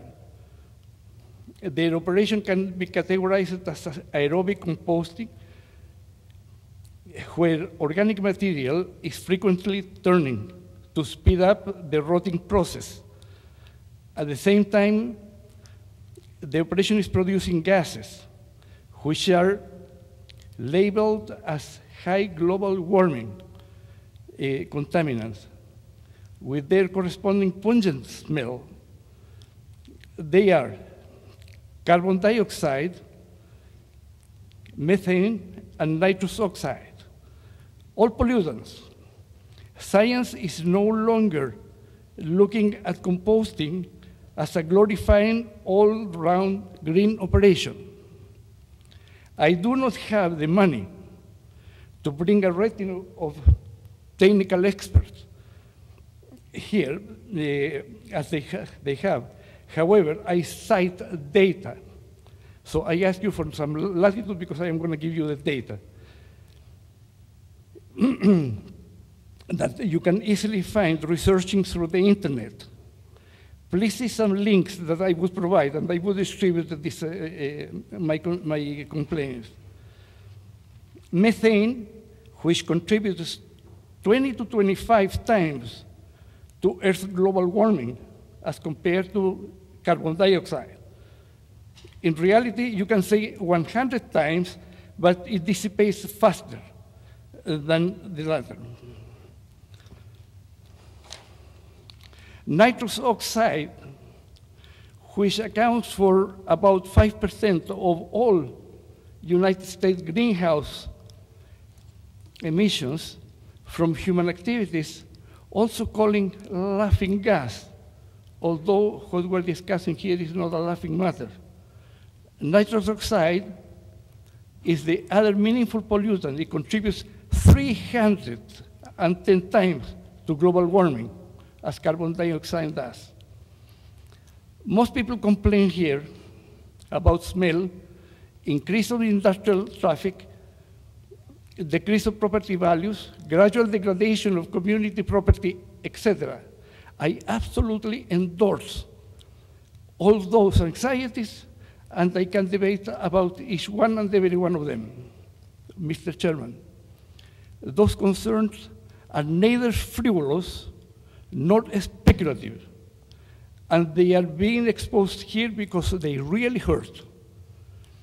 Grillo's experts made a point to state how carefully they would be in conducting their composting business, so as not to let the smell gases drift to our neighborhood. They would install a wind sleeve to determine the proper turning events. Mr. Chairman and board members, may I suggest to you that what they state is an empty goodwill promise. Let's see why. Such a good disposition is not enforceable by the city, nor is the city going to appoint a permanent observer or enforcer to the site. From our perspective, winds not affecting us would be from the east and southeast. However, an estimate based on statistics published by Tweed New Haven Airport suggests that the favorable winds would happen only about 10% of the time. It would be bad business to only operate during those times. And anyhow, the main goal of the experts participating in this area had no more value than a show and to impress you. They well know that the master stinking polluter there already exists, and is a sewage pumping station to the east of our property, which would overshadow their operations. They count on that for not being noticed. Dear members of the Planning and Zoning Board, the above posture would offend us. Consider that the officers of the Gloria Common Association Board are in talks with high city officers already to address the present problem regarding the stench to which we are submitted daily, the city on the pumping station. The city has a good disposition towards solving the problem. Having grills operating across from the street adds offense to injury by bringing a new source of stinky fumes if we ever manage to neutralize that of the pumping station. Sir, would it be appropriate at this point to pick up after some other folks have had a chance to speak? Yes, Mr. Chairman, I appreciate that, but you gave enough latitude to the grill experts. So I beg for your patience. I appreciate that, and we certainly do wish to give you as much time as you wish to speak. However, there are many people that did come out this evening that wish to speak, and we'd like to hear from them in turn, and you're certainly welcome to speak again at the end of their remarks. Thank you. It would not be too long. Also, I suggest that any expert report on noise only has a purpose to impress. The noise polluter in chief runs along the north of our community. That is the I-95. The constant level of decibels it generates would dwarf that of Grillo's operations. Again, we are in campaign to mitigate that. We have met State Senator Gail Schlossberg for her support in erecting a noise and safety barrier along the I-95. I think all the efforts would be wasted if you let the new stinky and noisy business take roots next to us. Please also consider that we are in pursuit of the elusive happiness, which is nationally recognized as an inalienable right in the American Declaration of Independence. We do think that we have a right to it. Consider all what was said. I do have the impression that our neighborhood in our next of the woods is neglected. And on top of all, our penuries, the Grillo Company is requesting that the city rams down our throats, a decision we cannot swallow. We ask, therefore, how do you think we would feel considering all of the above? I think halfway between neglected and betrayed. Ladies and gentlemen, this matter impinges upon our dignity. It is not that we just think we have, but we do have the right to a decent living. Sir, I really would ask that if you would extend the other members of the public the courtesy at this time of finishing up so other members could have the opportunity to be heard. You are certainly welcome to come up after everyone who wishes to speak has a turn to speak. The closing paragraph. When is Please, sir, I ask that you extend other members of the public the same courtesy that they've extended you. To stop powerful companies hurting neighborhoods, and when is it going to stand defending us as citizens, voters, and taxpayers? Thank you very much, sir.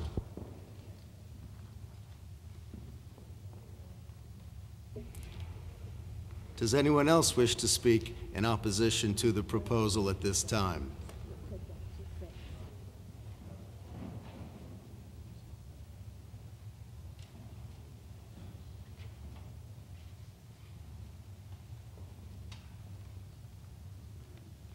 Good evening. My name is Albert Leeper.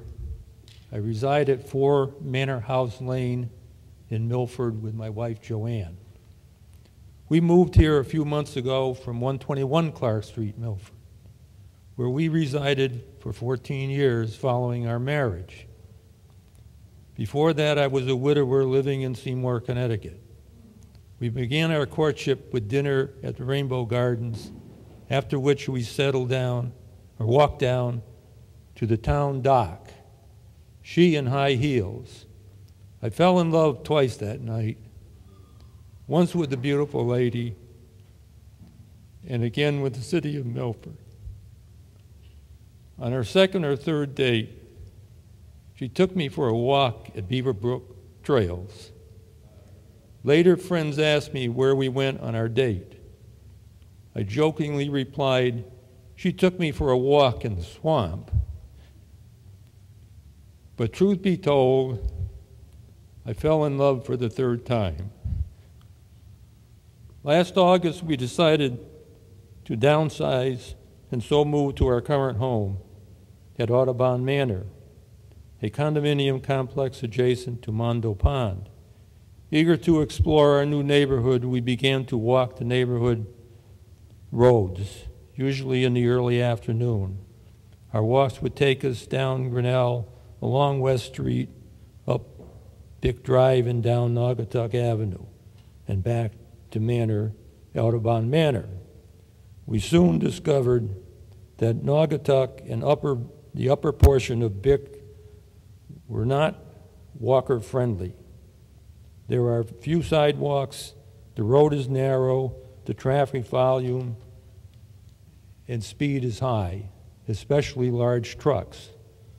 So we altered our route, Naugatuck to West Rutland, up West Rutland, around Bentonville, down Plains Road, and then down West Rutland again, and then to Beaverbrook, and then home. Walking Beaverbrook was a revelation. In back of the houses on the left side of the street, there looks like a dried up stream bed. Where was this once part of Beaverbrook? Surfing the web revealed that once there was a river called Beaver, the Beaver River. Then there was only Beaverbrook. Today there is no Beaverbrook, only a 3,000-foot man-made canal through Beaverbrook Marsh, starting at West Street and emptying into a pipe just prior to passing under Schoolhouse Road. My surfing also produced a report by the Milford Conservation Commission dated May 2002, which mentions a conservation restriction governing the trail and the rest of the property. Under the restrictions, activities were limited pretty much to recreation, picnicking, camping, playgrounds, etc. To quote the report, these permitted activities are testimony to the extremely limited protections afforded to the significant natural resource by the current declaration of conservation restriction. Now that was evidently between the church and the town.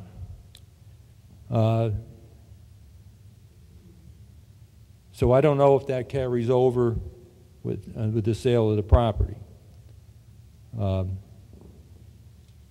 report ends with the admonition: if there is one thing we have learned from the application of the principles of environmental science, it is that our entire city and region are interconnected and interdependent. Although we cherish the rights of property ownership, we must accept the fact that our properties are part of a larger environmental systems, and that what can be done on one property may affect all others. The development of land and its use should always be considered in the context of the greater whole. It is incumbent on all land use management agencies to assess the pressures on these systems and to craft plans and regulatory innovations and protect and preserve the natural resources and quality of life in the community they serve. We have a wonderful opportunity to work together on the conservation of places we know and love, and to build better communities for ourselves, for our families, and our neighbors. Sir, can we get the spelling of your last name, please? Sir? Excuse me, sir. Sure, the spelling of your last name, please. Leeper, L-E-I-P as in Peter, E-R. Thank you very much. Is there further comment in opposition to the application? Is there anyone who's already spoken that wishes to speak again? Or someone who hasn't spoken yet? Forgive me, ma'am. Good evening. My name is Kathy Davis, D-A-V-I-S, and I live at 50 Audubon Close. And I am not in support of this request. I'm new to Milford, new to Connecticut, and I guess when I think about putting a company with such high level of traffic in the middle of a residential area, it's very disconcerting to me, and especially as a new resident, you know, this is just not what I pictured when I bought my home. I have concerns about safety with the trucks and the high traffic. I also have concerns about noise as well as fumes from the traffic. So I hope that you will vote against this. Thank you.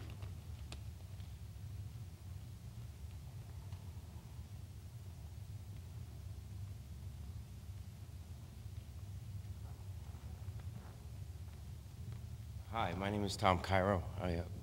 I'm in favor of the project. I really think that people were a little misinformed. There's not going to be all this traffic going by the school. I mean, if you look at the plans and the proposals that were made, I mean, you could see clearly that everything's coming in from pretty much Bick Drive or the other end of West Ave. You know, look at the environmental site now. It's a mess. Grillo proposes to clean up the site and make it a beautiful place for everybody to walk around. I think it's a benefit to this community. I mean, I don't see it's a detriment at all. You know, please vote in favor. Thank you. We were with people who are in opposition. Are there additional people who wish to speak in opposition? Please, come forward. My name is Pat O'Brien. I live at 80 Audubon Close. I am a licensed arborist in the city of Milford here through Connecticut. And I really wasn't going to say anything, and this is very difficult because I was a customer for many years of Grillo with my business. I had a tree service and a landscaping business. I saw this company grow into what it is now, and that's probably what scares me the most. I mean, they've been very successful. I laud them in building this business. Would I hate to see them leave Milford? Absolutely. But I think now they have 5 years. They know the handwriting's on the wall, that the new owner of the property does want to change things. So they have 5 years now to change their plans. I saw changes as it is. I've been at my residence at 80 Audubon for 23 years. When Gloria Commons came in, we had an influx of wildlife over to our property. It's just getting worse and worse.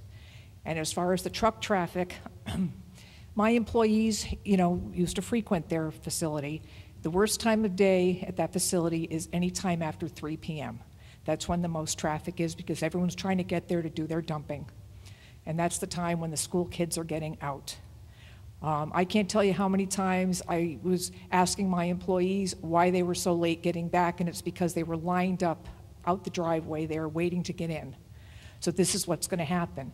Now, and this is when they were small. You have a number of landscaping companies, tree companies, et cetera, in Milford. There are also all the gentlemen who come in from out of town to do their business in Milford. You have municipalities bringing in things. They also have dumpsters there now. I mean, like I said, this is very difficult for me, and I could very easily be on the other side if this was a different scenario.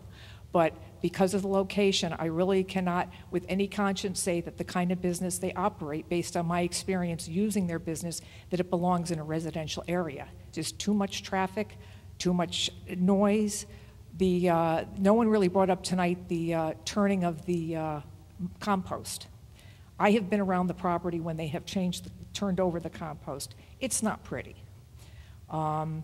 I know it was brought up that what they would do is they could put a windsock up and they could see which way the wind was blowing to determine which way, you know, they should do it or not. Well, that's almost like saying on a plane when you used to be able to smoke, that the smoke sort of knew where to stop at which seat on the plane.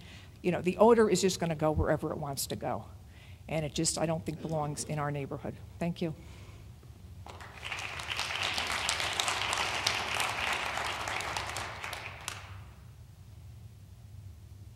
Is there anyone else that wishes to be heard in opposition to the application? Seeing no one else, at this point the applicant has the opportunity to provide a rebuttal to comments raised during the public comment portion of the hearing. Attorney Stone? Thank you. Thank you, Mr. Chairman. You know, it harkens back to listening to the opponents tonight, and the first President Bush ran for office. It's the economy stupid, and here it sounds like it's the traffic stupid, and that's clearly the case because most of the people speaking tonight were from Audubon Close, which is over across the other side of 95. And their concern is the existing truck traffic that illegally uses their roadways. That is an enforcement issue, and my clients will address what they do about that with respect to their existing facility. But you'll hear from our traffic engineer concerning the most likely and use of the roadways to access this site. They wouldn't go that route. It doesn't make any sense. We've heard a lot of speculative comments tonight. In fact, almost all speculative comments. Not anything factual, just speculation that it's going to be dangerous, that there's going to be congestion. But you heard at the last meeting that the traffic levels here are an A. There's no congestion which comes out of this site. This site produces a very modest amount of traffic. In fact, a very low amount of traffic. In fact, a lower amount than any permitted use in the DO-25 zone, and certainly at hours that are different than the peak hours on those roads. And I don't want to testify for our traffic engineer, but it seems to me that that's the primary issue. We've heard a lot about all the environmental harm. I'm going to let my client address that. But I would point out that the Wetlands Commission, with the hired help of Dr. Michael Clemens, who is probably the most renowned wetland scientist in the state of Connecticut, who supported this application and supported the fact that this site is, the proposal for this site is environmentally sound, and the proposal to clean up this site is a positive one. We submitted evidence, and you have the comments of the Conservation Commission concerning, in fact, complementing the landscaping and the introduction of native species onto this site. We've heard about the noise that's going to be generated from this site, but you've heard from an expert who has done measurements in this site that nobody in the surrounding neighborhood is going to be able to hear any noise because of the distance from which the operation is from their property. And we'll have him come up to reiterate those points again. But first, I think, well, before I call upon my client, I think I'd like to just reference that with respect to the traffic. You've had the Traffic Authority, you had the Department of Public Works, you've had an engineering review concerning this site, and nobody's cited that this use is going to create a traffic hazard anywhere on the site, nor have you heard, other than, I heard one factual comment tonight about traffic. One factual comment was about one gentleman who was killed because he drove into a truck. That's actually a factual item. The rest, all I've heard is speculation tonight about the, quote, traffic and the hazards that it will cause. But to address their trucks, I'd like to ask Michael Grillo if he would come up and speak with respect to that, and also with respect to their operation and the turning operation. Michael. Okay, I'd like to address the large amount of residents that live at Audubon Close. Audubon Close is a condominium complex located currently across from Kingdom Life Christian Church on the corner of Plains Road and Grinnell Street. Our site that we're proposing will be located on West Avenue. We will not be using Grinnell Street for truck traffic. I don't know where these people got the idea that all of a sudden we're going to run our trucks down Schoolhouse Road, take a left on Plains Road, and take a right on Grinnell and run over to West Ave, and it's going to be 300 trucks a day. It's not even close to the case. In the peak season, we may have 168 trucks a day. In the peak season, and that's 2 months, April and May. You know how many trucks we had today? 7. You know how many trucks Friday? 6. You know how many trucks last week before we closed? About 12. So when they say these trucks per day, they're making it sound like we're going to be the new Macy's department store. It's not even close to the case. But I'd like to put those residents at ease. We're not going to be disturbing them at all. We're not going to impact their life at all. And when they talk about these trucks and how dangerous they are, all my drivers have CDL licenses issued by the state of Connecticut. They're regularly drug tested. That is more than the populace that is speaking. They're not drug tested. They're on the road. Why aren't we concerned about them?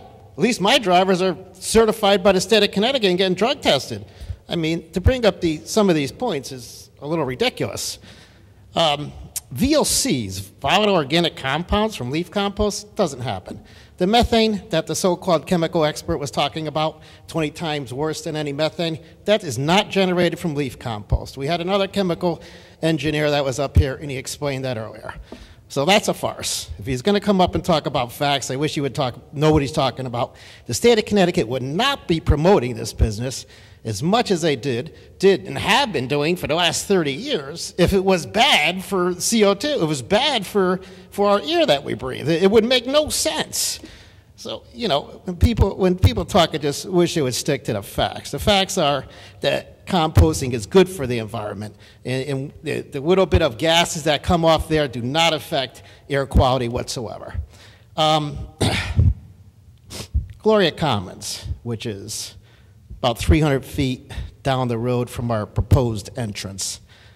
We met with the board members of that condominium on 2 occasions.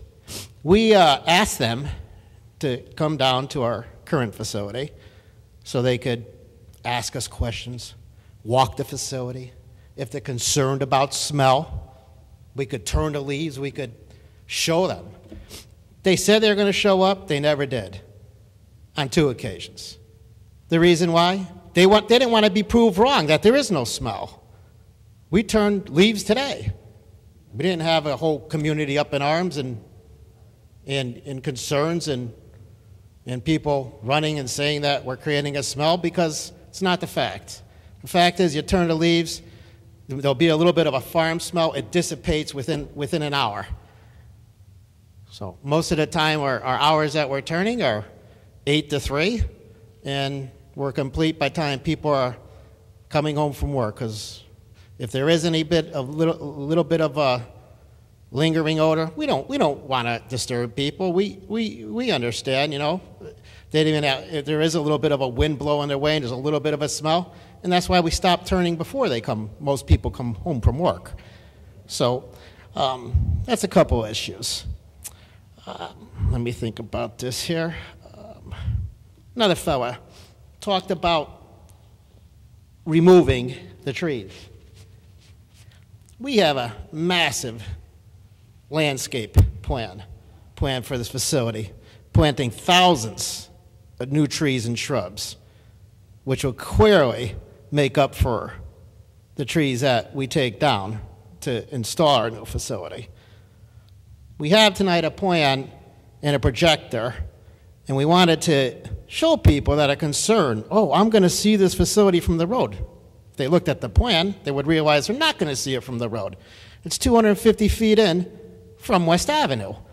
Our road goes in, it turns, and it goes in. Nobody's going to see our facility from West Avenue. That's a farce. It's another falsehood that people are talking about. But we brought a projector. We did some three-dimensional drawings, and we could show them exactly what it's going to look like from West Avenue. Wetlands and wetlands, wildlife and habitat. The wetlands there now are in a total disarray.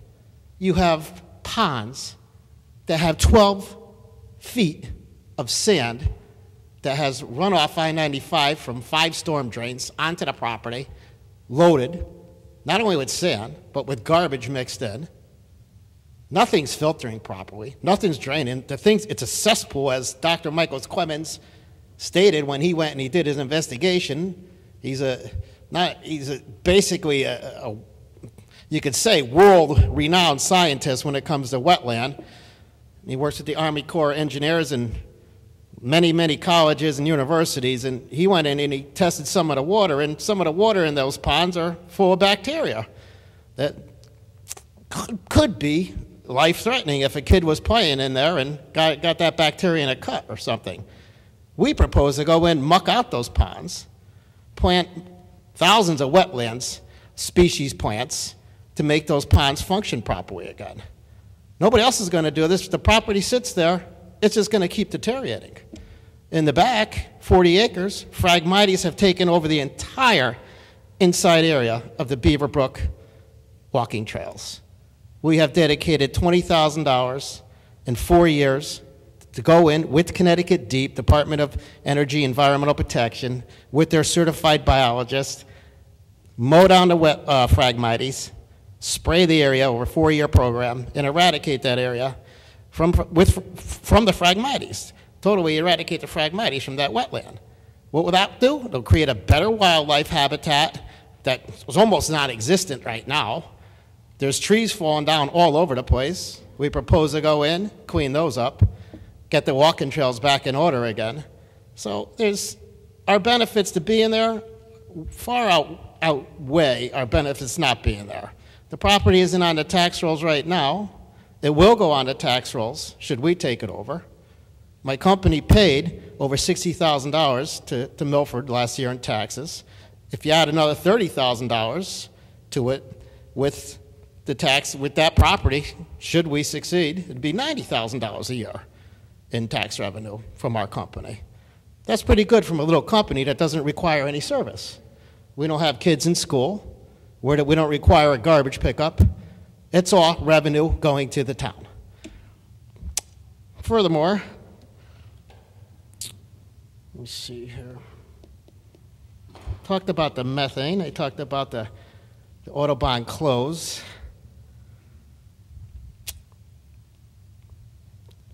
Trucks using Plains Road. A gentleman was concerned about that. On July 10th, I did speak with him. And it was at another meeting. It was at a zoning variance meeting.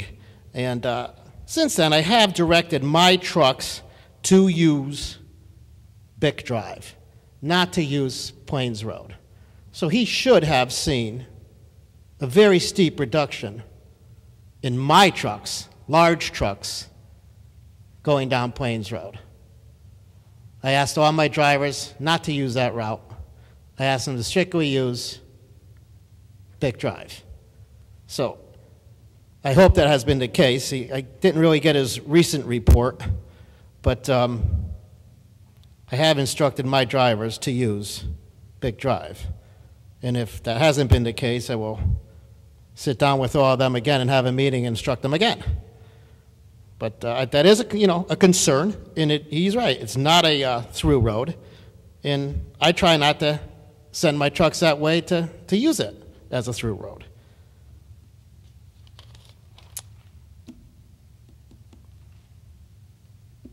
Let me see. Is there anything else I want to address here? Our trucks, the route our trucks take. Very simply, when we leave in the morning, we could simply leave our new proposed site, take a right-hand turn, go to the post road. One woman was concerned about very large trucks and they can't make the turn. Our trucks could. They're all single-axle trucks. They're not large semi-tractor trailers. I think that's what she's referring to. We don't own any of those. Another point, Roanoke Road is still going to be open. When one gentleman was suggesting that somehow we're going to take all the traffic that's generated with our business now and bring it to West Avenue, not the case. West Avenue is going to take 5 years to build, period. There's a lot of cutting, a lot of filling, a lot of work that needs to be done there. We're not going to leave Roanoke Road. If we did leave Roanoke Road, still, all the traffic would not go to that site because there's no way you can take a processing facility that's 18 acres and put it on 8. It's just simply not going to happen. We do have the DEP. They do come down and inspect our piles.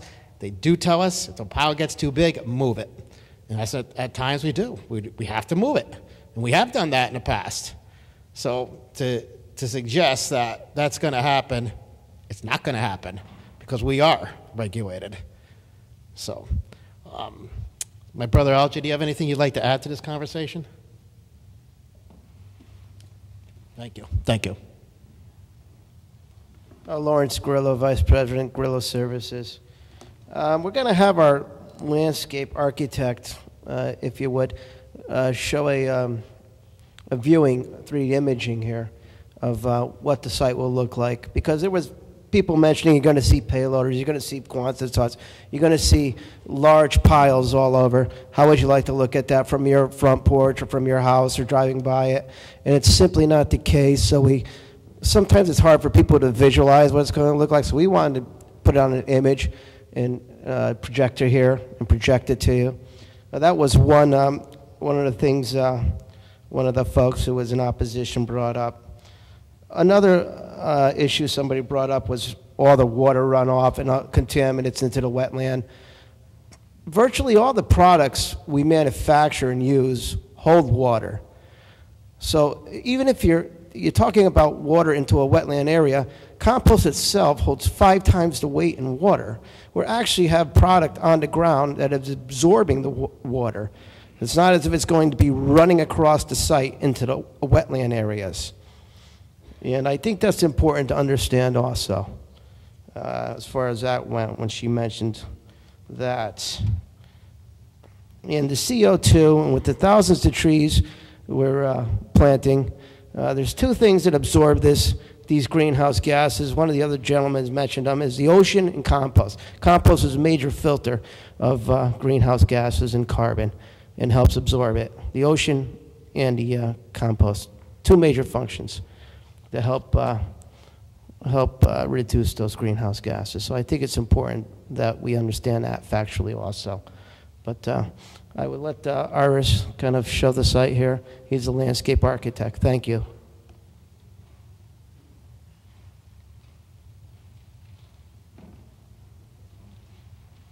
This is Fred Maisha from Ty and Bond. Before Iris comes up, I do want to address one comment that one of the residents asked about the restrictions on the property.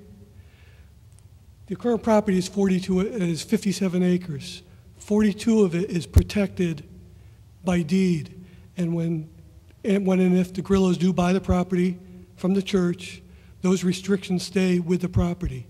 So if there was a concern that they're going to buy it, build on 8 acres and encroach, that deed restriction stays with the property forever.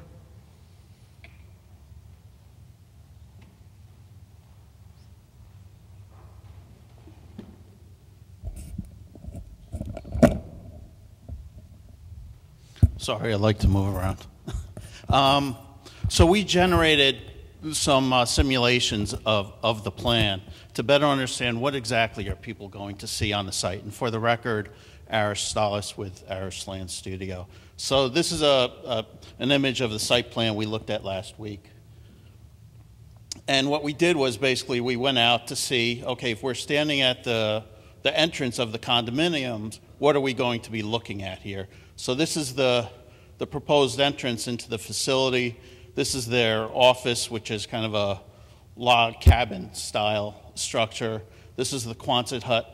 This parking is the kind of the call it the customer and employee parking area. These are the bins that they will have, and then these are the windrows that they talked about. These are the plantings that we're proposing. These are kind of ornamental plantings that are, you'll see that are a mix of perennials and grasses for interest throughout the year. And then all these plantings along here also are all natives to start creating like a vegetative edge along there. And then the trail along the Beaver Brook actually runs right through here. So this is what we're looking at, an image that we took a few weeks ago, West Avenue. So that's an existing image. The entrance to the trail is here. And then what we did was basically take, our CAD drawings, bring it into SketchUp that kind of takes it and turns it into a realistic image, combining it with Photoshop. And actually what we had to do was put in the deciduous trees with the leaves, and it's actually kind of difficult to see. The slope gets cut back a little bit here, so it's a little bit tough to see because there really is minimal impact. So we zoomed into it, and you're really you're just going to be seeing the slope when you're looking at it from up close. So visually from the condominiums, there's going to be no impact. Then we went further, what's it going to look like directly across the street? And when people are driving by the site, you're at a 4-foot height. So basically, when we did that, this is essentially without the ornamental plantings, this is what you're going to be looking at the site. One of the things to realize is that the working elevation of the site is approximately elevation 45. And the roadway is closer to elevation 32 approximately, as well as the trail. When you're walking by the trail, that's at elevation 32, so everything is happening much higher above what you're seeing. So when you're on West Avenue, this is what you're going to be seeing. It's just the very front of the site. This piece right here is actually the walls that we looked at previously from that are these, the bins, which are going to have plantings in front of them. So we see we have a lot of plantings that are going to help buffer what everybody's going to see. And then even if we wanted to, this image actually came in and we added a 4-foot berm in front just to kind of buffer the parking area. So when people talk about the visual impact, we wanted to prove specifically that this we're not going to have much of a visual impact.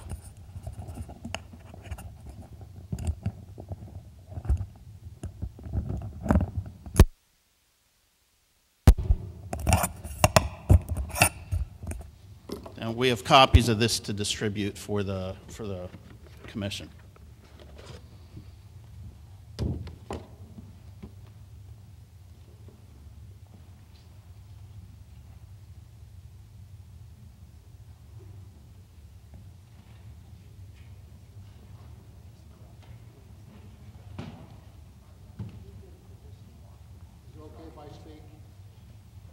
Not at this point.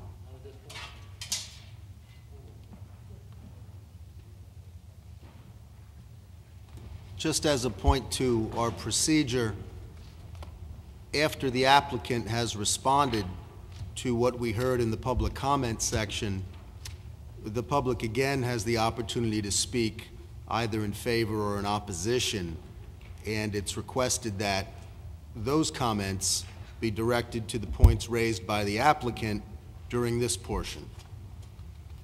After the public has spoken, the applicant then has one final time to respond to the public comment. My name's Carl Cascio, and I did the acoustic work for this proposal.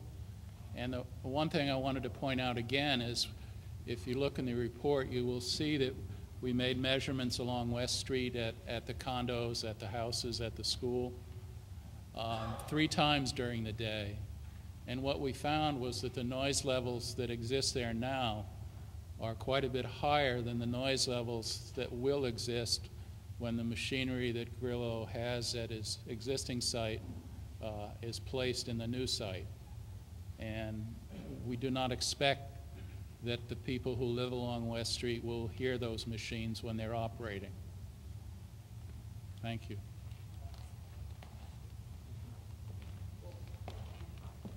Mr. Chairman, to address the traffic issues, I'd like to ask our traffic engineer, Mr. Craig Yanis, to please step forward and comment on what he heard tonight.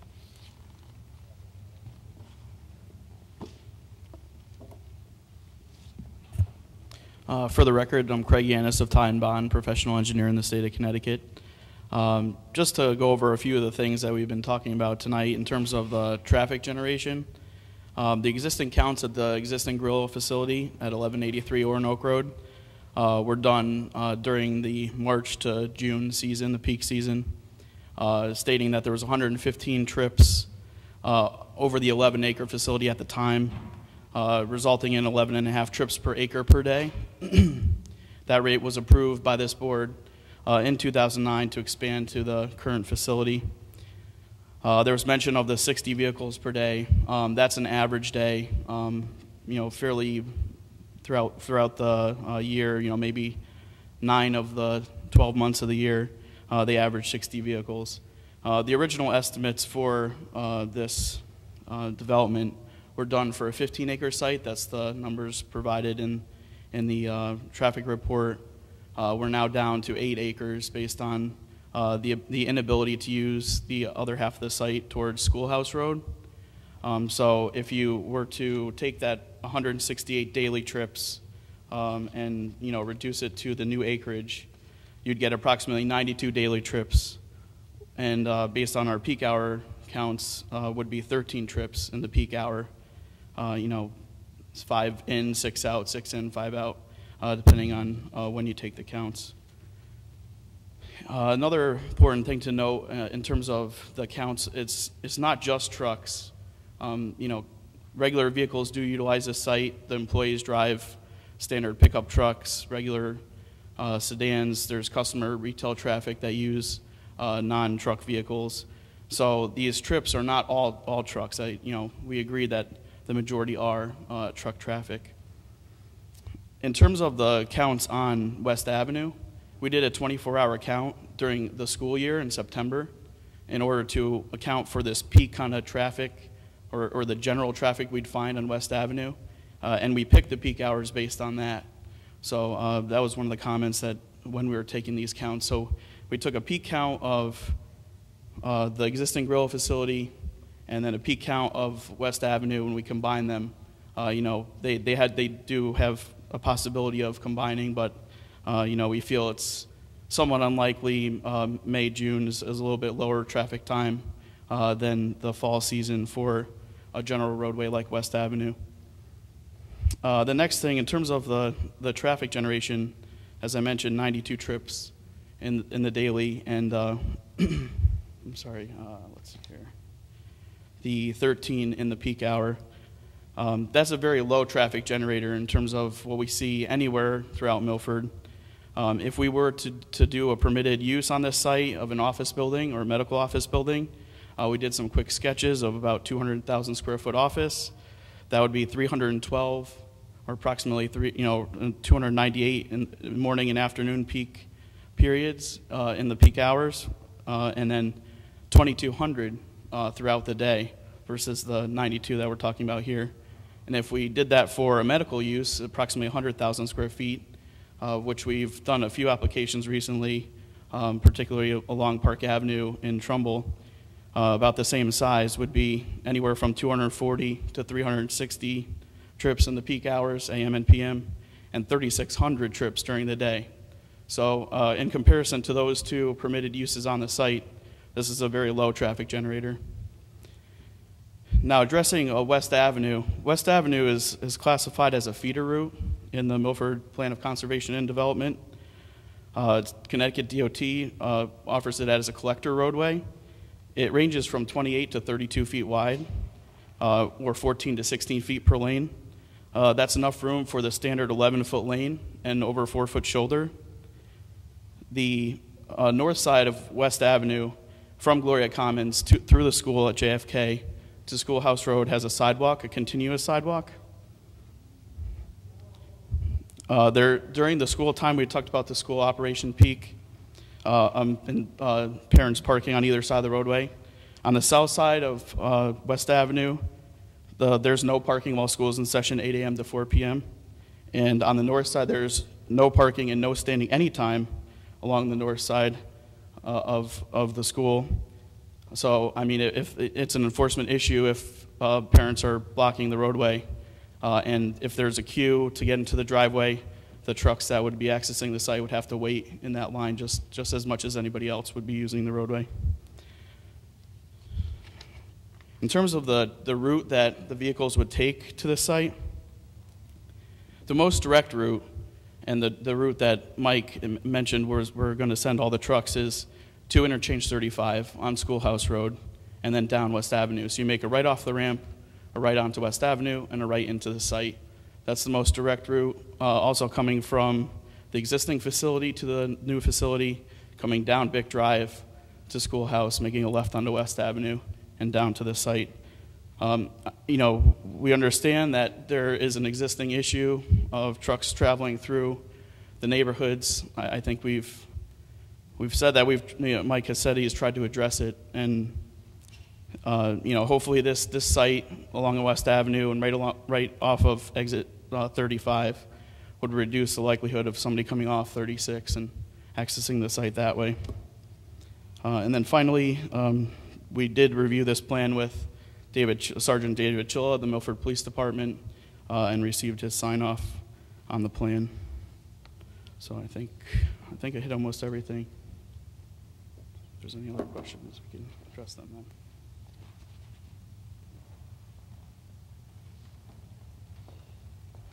And just one last comment from our wetland scientist, just to address those issues.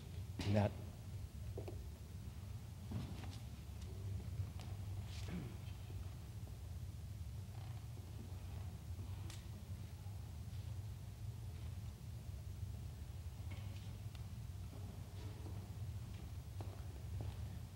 Matt Davison. I am a professional soil scientist and a professional wetland scientist. I've been working on this site prior to the wetland approvals, but I did the original delineations on the site. So real quickly, with respect to the quality of the wetlands in the site now, I think I delineated 6 wetland areas, but this, to give you a sense as to the disturbance, the historic disturbance on this site, those were probably one large wetland at one point in time. Beaver Brook, as it flows through the site, is basically an excavated channel, but I think the biggest issue with the wetlands on the site now is the fact that they receive untreated runoff from 95 at 2 locations.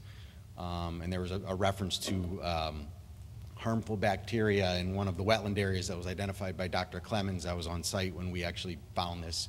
What it was while we were doing a herpetological assessment in one of the wetland areas, we found tadpoles with a bacterial infection that's known as red leg, and it's indicative of very poor water quality. So one of the mitigation things that we've designed for this site is actually in that wetland system and another wetland system that are both receiving untreated runoff from 95, actually doing plantings and basically reclaiming those areas and allowing them to to treat naturally as a high-functioning wetland would the runoff that's coming from 95. In another area, we're actually constructing a wetland basin that would, again, treat the runoff that's coming from 95. And that runoff now is entering the site wetlands untreated, and it is degrading the site wetlands. So I think when you factor in those mitigation programs with the removal of Phragmites, as Michael discussed earlier, it's a very meaningful wetland mitigation program that's designed to enhance the wetlands in the site.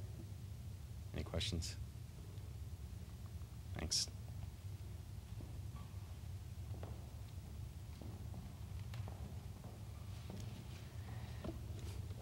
Just a very brief couple of last comments, just a couple of thoughts.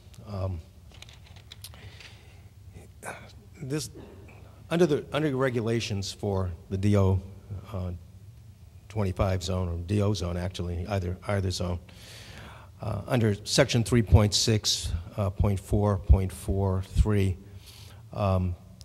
the building height allowed in this zone is 60 feet. What's proposed for this site, the house is 23 feet, 10.5 inches, and the Quonset hut is 25 feet, 5 inches. Very in keeping and in character with the residential areas in which this zone is located, and far more so than would be a 60-foot office building. Under subsection 5 of the same section, floor area ratio is allowed in the zone is 0.35, 35%. On this 57.36 acre site, that would allow a gross floor area of 20.076 acres, or 874,510 square feet of floor area. Now, obviously, you couldn't get that much floor area on this particular site. As the traffic engineer said, they did a mock-up. You could get 200,000 square feet of office, 100,000 square feet of medical office. But building floor area on this site is 6,300 square feet, excuse me. That's 1/4% of the site is covered by building. I again submit, I think this is the ideal use for this site. It's in harmony with the environmental nature of the use. It's going to be out of sight, out of mind. You're not going to see it. You're not going to hear it. You have minimal amount of traffic. And I would point out that with respect to the allowed uses on this site, the law requires that when you consider that the roads for an allowed use are deemed to be able to support those uses, as a matter of law. If it's just a site plan approval, then the roads can support the traffic which would arise. So we're talking about the potential of up to 3,600 trips a day, not 92 trips a day, which West Avenue would be deemed capable of supporting. You want to have a traffic hazard. That's what would create a traffic hazard at this particular site. With that, if there are any questions for myself or any of our consultants, then we'd be happy to answer them.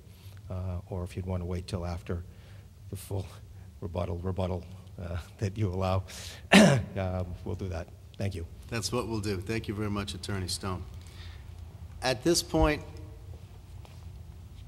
it is again the ability of the public to speak about the application. Again, I would ask if you are in favor of the application, we hear from those individuals first, and then after everyone in favor has had the opportunity to speak, those opposed to the application will then have the opportunity to speak. I again ask that you limit your comments to 3 minutes at a time. If you wish to go again, you can certainly do so after everyone has had the opportunity to speak. After everyone has had the opportunity to speak, first in favor and then opposed, the applicant will have one last opportunity to respond to the comments that are raised. And I ask again that the comments from members of the public are addressed to what was just brought up by the applicant in their response. Thank you. First, we'll start with anyone who wishes to speak in favor of the application. Seeing no one, I would ask that people who wish to speak against the application approach. Thank you. Thank you, sir. Please state your name and spell your last name for the record. Ron Thank you. Montfort, M-O-N-F-O-R-T-E, 7 McKell Lane, Milford, Connecticut, Gloria Commons. Last year, I invited them to speak to Gloria Commons. I was president of the board at the time. And the concerns I had, I let them come. I'm sure they're a good company. I let them come and speak to the homeowners. And one of the concerns that I had at the time and the homeowners had was traffic, noise, and smell. And he was very elegant. He played down the traffic at the time. Oh, only 7 cars, maybe 100 in the spring or the fall. Well, 100 cars plus is too damn many. I don't think anybody here would like 100 cars going past their home. My condominium is on West Avenue, the back of it. I retired eight years ago. I came here 8 years ago, 55-plus community. I wanted peace and quiet. The first question I asked, what's going across the street? Because it was a big open field. No, I said, that's Kingdom Life. Nothing's going to be built there. It's only a walk. People walk around. It's great. I said, that's terrific. Then along, they came last year. I invited them to speak to the homeowners, and they played it down. I can't believe it. Now it's traffic. It won't be more than 150 cars, only 2 months a year. Then all of a sudden, it won't be more the rest of the year. How can they guarantee that? There's no way they can guarantee there's only going to be 7 or 8 cars, and there's not much traffic. My grandson went to JFK. I used to go there in the afternoons to pick him up, and there was a lot of traffic, a lot of traffic. And there are cars parked on the right side. They're not supposed to. They park up on the sidewalk and the road. Too much traffic, too much noise, and I don't know how they can guarantee there's not going to be that much. I just don't know how they can do it. Thank you.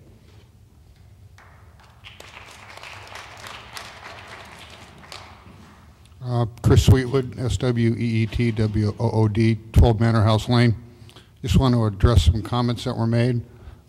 First of all, I'm glad that the people driving the commercial vehicles have commercial driver's license and are drug tested, because if they weren't, they'd be in violation of federal and state law. I just wish they would understand, since they're professional drivers, that when the road is restricted to no through truck traffic, that doesn't mean that they're requested not to drive on those roads. That means you're not supposed to drive on those roads. And they clearly don't do that. Second of all, the road has a school on it. It's not a high school. It's a smaller school. It's an elementary school. If you put that traffic on the road with people who clearly don't follow the laws, you're going to lose a kid. It's going to happen. And nice drawing, but I think you can see the buildings from the road. Thank you.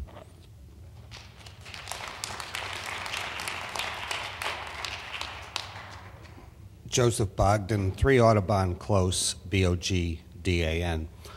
Just in reference to Mr. Grillo's comments about having 7 loads today come in and out of his facility on Roanoke Road. Well, 5 of those loads went down Naugatuck onto Plains through that no truck zone. I have the times written down at home. I didn't include them in my presentation because I didn't want to, list things.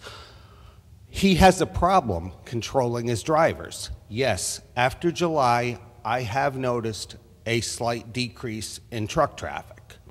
There's not as many Grillo trucks on Naugatuck Ave, but daily there are still Grillo trucks back and forth, and the one thing I don't think he possibly can control is his customers or people bringing, municipal trucks from other towns, other facilities bringing product in.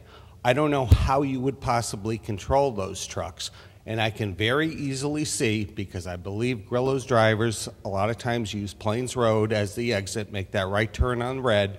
They avoid several lights on Bick Drive as well as the traffic on Bick Drive. I can very easily see trucks, landscapers, other trucks going to Grillo's facility coming off Plains Road, going through the no truck zone up to Grinnell and Naugatuck, down Grinnell, and then taking the left onto West Avenue. It's just, we all take the shortest route sometime and the easiest route. Thank you.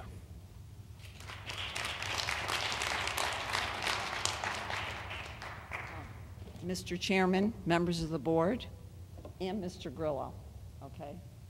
I'm going to respond. My name is Mary Ann DiMartino. Mrs. DiMartino, I ask if you address your comments to the board. Thank you. All right. I'm responding to Mr. Grillo's comments about his invitation to the Gloria Commons board to visit his site. I succeeded Mr. Montfort as president of the association. Now, we did not, due to circumstances with developers, as you may know, the first developer there went out of business. Now we have a new developer. We're in transition. We're involved in numerous things, and as senior citizens, we can't all go up to Mr. Grillo's site. Now, my issues, okay, personally, when I moved in Gloria Commons, okay, you know the issue with the pump station. The city spent millions of dollars, okay, on this pump station. Now, unfortunately, it hasn't been too successful. And I'm sure the board is aware of what's been going on there. Now, for 6 years, I have not been able to open my windows, okay? I mean, everybody's talked about traffic. My concern is odor. We've had the EPA from the state there. I've had the Milford Health Department there. The day before Christmas Eve, the unit owners got the gas in their homes, okay? Now, to wake up out of a sound sleep with this gas is you have to experience this to understand where I'm coming from, okay? So I've met with Ray Macaluso of West Compton Mapes. Mr. Macaluso assured me that we should not be getting any odor there. Well, guess what? It's not true. We are getting odor. Now, listen to all their experts here, and you can't convince me that we will never get odors from Mr. Grillo's site, okay? I am meeting with the mayor's office tomorrow because of this continuing problem with the pump station, and I rest my case, okay? That's it.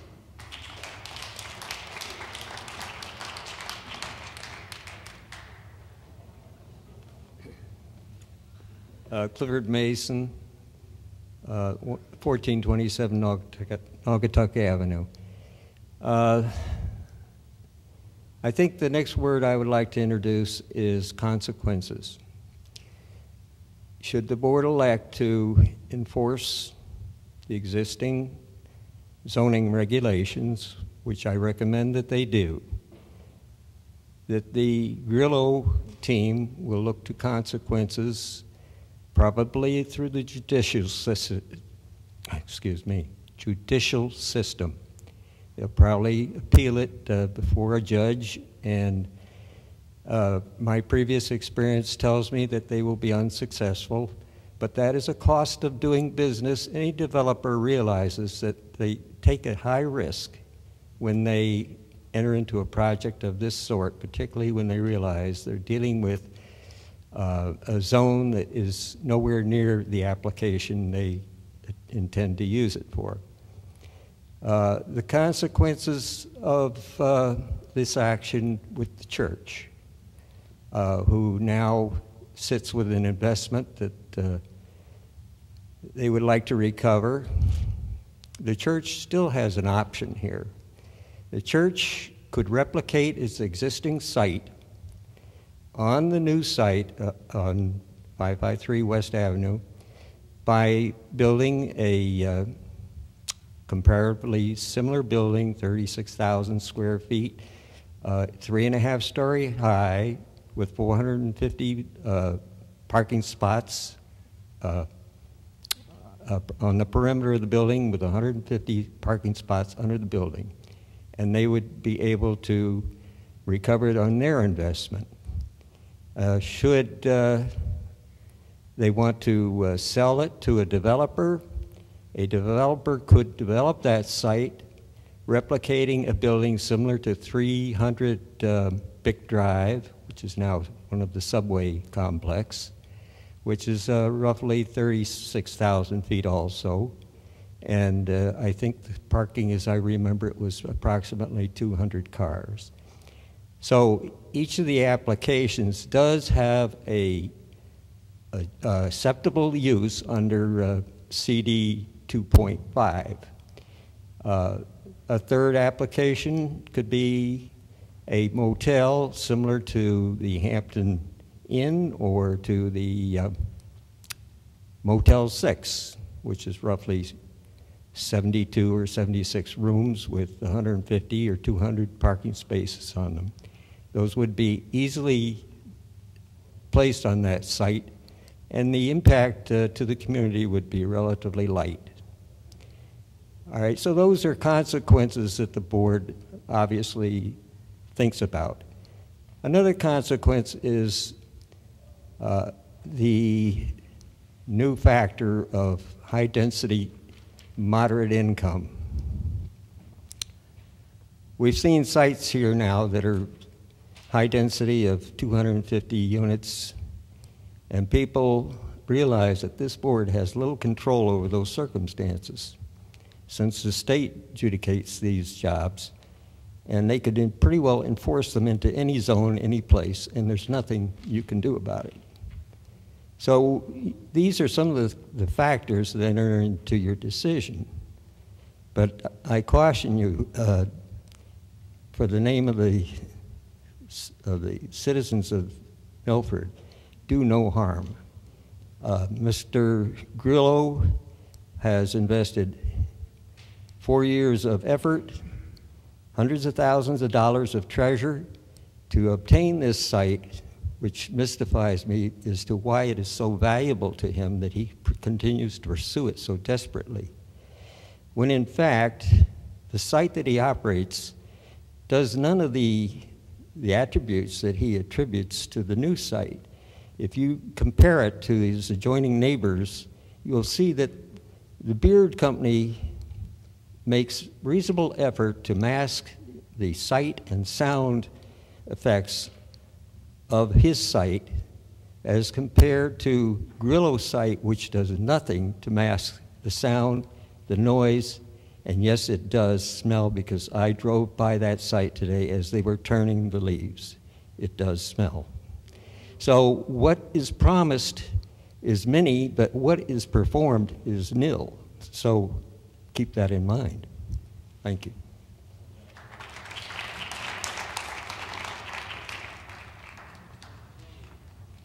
I just want to address a few things. There are no continuous sidewalks on West Avenue to the left and to the right. So I want to make that clear. You have to walk in the road.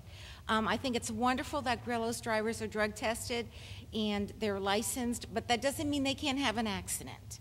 The through traffic we're talking about, I'm talking about truck traffic. I'm not talking about tractor trailers, but larger trucks. And it's not that they can't fit in the lane, it's that they're driving quickly, they're sloppy, and they're just going into the other lanes where cars are smaller and can fit in there better and are more cautious. He was talking about turning the leaves and the debris between 9 and 3 because everyone's working. Well, some people work midnight to 9. Some people don't work at all. So he's not really protecting a lot of people from that odor. And also, as Grillo said, that they're not using the school system. Well, many of us, all of us at Gloria Commons, or none of us, are using the school system either. We're just paying straight taxes also. And that's all I have to say. Thank you.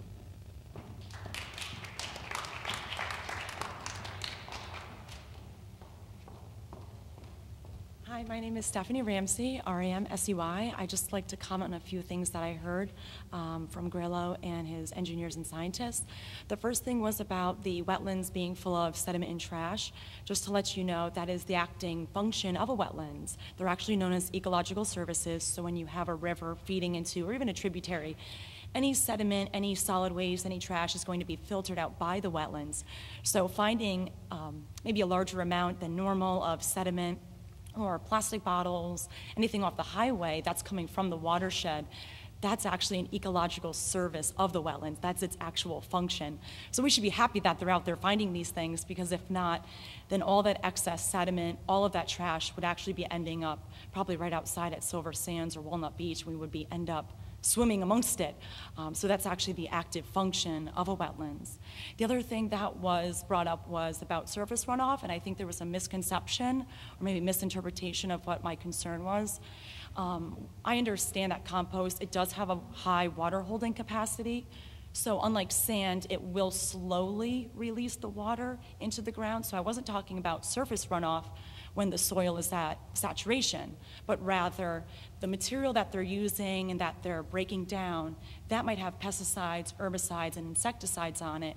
And then that being compost will have a high water holding capacity, but that it can slowly then infiltrate. So the term that I used was infiltration, meaning that it goes into the ground, not surface water runoff, and that because it's near wetlands, there's likely a shallow water table there. So after that slow infiltration, it could actually get into the shallow, well, the likely shallow water table, thus into your aquifer. So I don't know if they have any measurements to share with us this evening about a seasonal high water table depth. That might just be helpful for us to know. In that area, it's adjacent, it's actually the parcel, so the wetlands next to it is adjacent, and you see the water, and then, you know, to your eye, it looks like the water disappears, but actually just goes underneath, and that's your water table. The other comment I heard was about VOCs, and I just brought with me this evening an article. I didn't want to print out everything to reduce my own eco footprint, but I have a few pages here. One of the articles was actually done by someone right here in Connecticut, so there is a lot of information and research out there about the composting process and its emission of VOCs. The one that I have with me here, and I'm happy to give you the copy if you like, is actually by Brian D. Etzler. He's an analytical chemist. He actually works for the Department of Analytical Chemistry, and he's out of New Haven, Connecticut. He works for the Connecticut Agriculture Experimental Station. Back in 1995, he published a study. It was called Emissions of Volatile Organic Compounds, VOCs, from Municipal Solid Waste Composting Facilities, and this was published in Environmental Science Technology again in 1995. I'll just read you briefly, quickly, just a few sentences from the abstract. The data indicate that most VOCs are emitted at early stages of processing.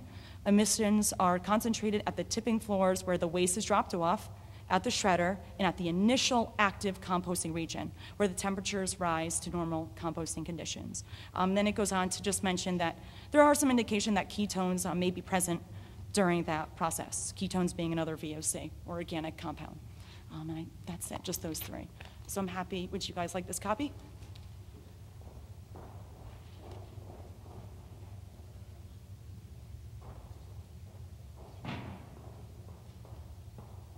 Does anyone else wish to speak in opposition at this time? Again, Maria San Marco from Gloria Commons. The drawing looks very lovely, but I'd ask you to really consider what you're putting across the street from a residential housing facility. If in fact it looks like this when it's done, I still see a Quonset hut sticking up out of the air. I'm not sure I want to see that every day when I'm taking my walk.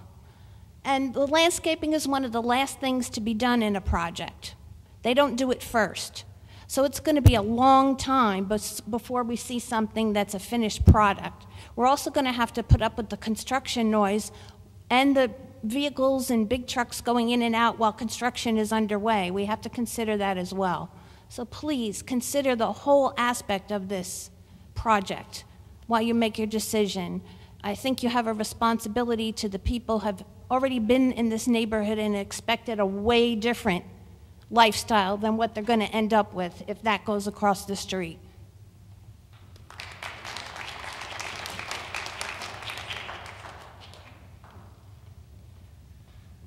Mike Arnone, A-R-N-O-N-E.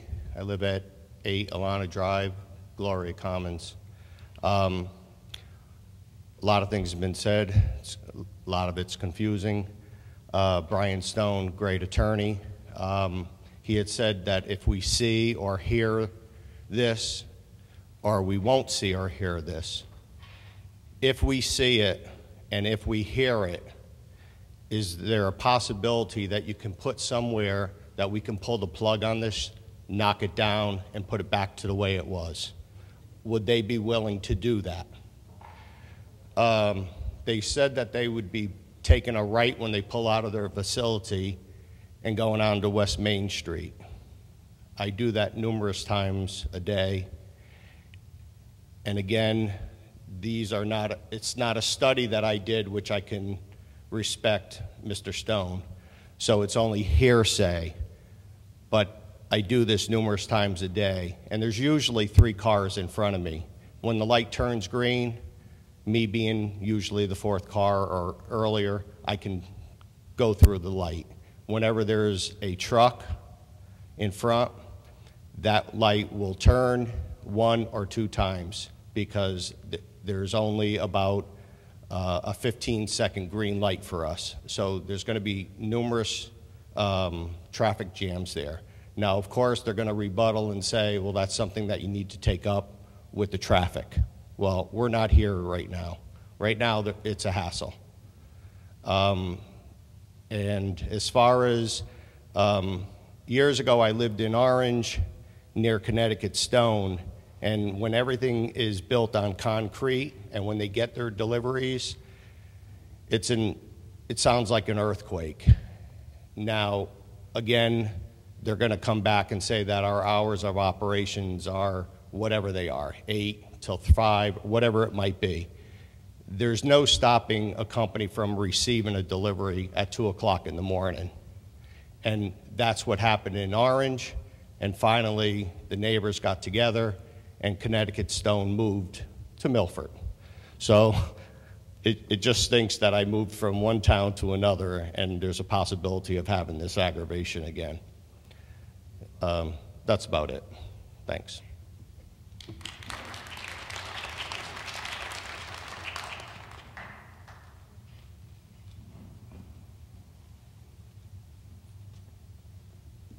Albert Leeper, 4 Manor House Lane, Milford.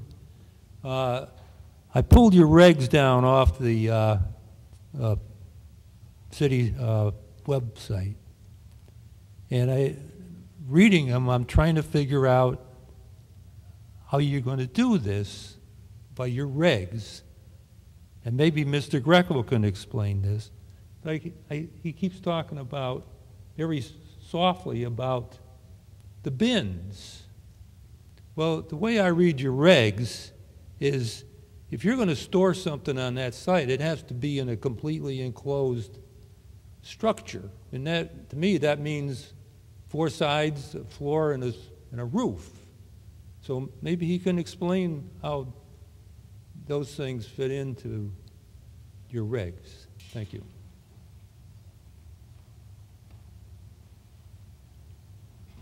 Is there anyone else that wishes to be heard in opposition to the application at this time?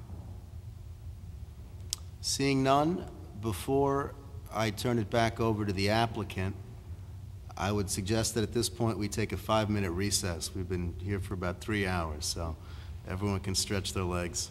And we'll be back in 5 minutes. Thank you.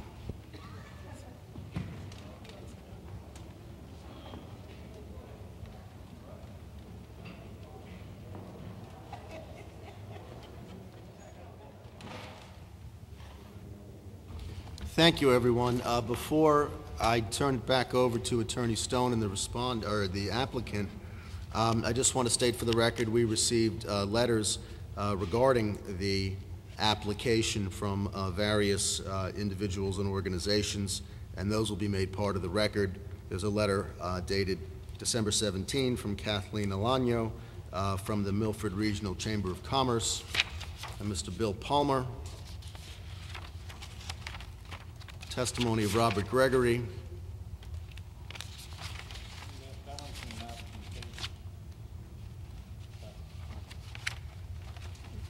Right. Certain of them are in favor, certain of them are opposed to the application. But those will be part of the record, similar to those documents provided by the members of the public to us tonight. And as I said before, Mr. Stone and the applicants have a final opportunity to respond to the second round of comments provided by the public. Attorney Stone? Mr. Chairman, my goal in this final rebuttal is to be so brief that you'll be sorry that you took your 5-minute break. And so I hopefully can do that. I'm usually long-winded, but I'm going to try. Well, we have to stay, so. Yes. With respect to traffic, I think I'd like to read a quote from a case that I think is very apropos to what we've heard at this public hearing. The case is, I'll give you the site, is Bethlehem Christian Fellowship, Inc.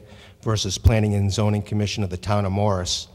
And the citation is 73 Con App 442. It's a 2002 case. And in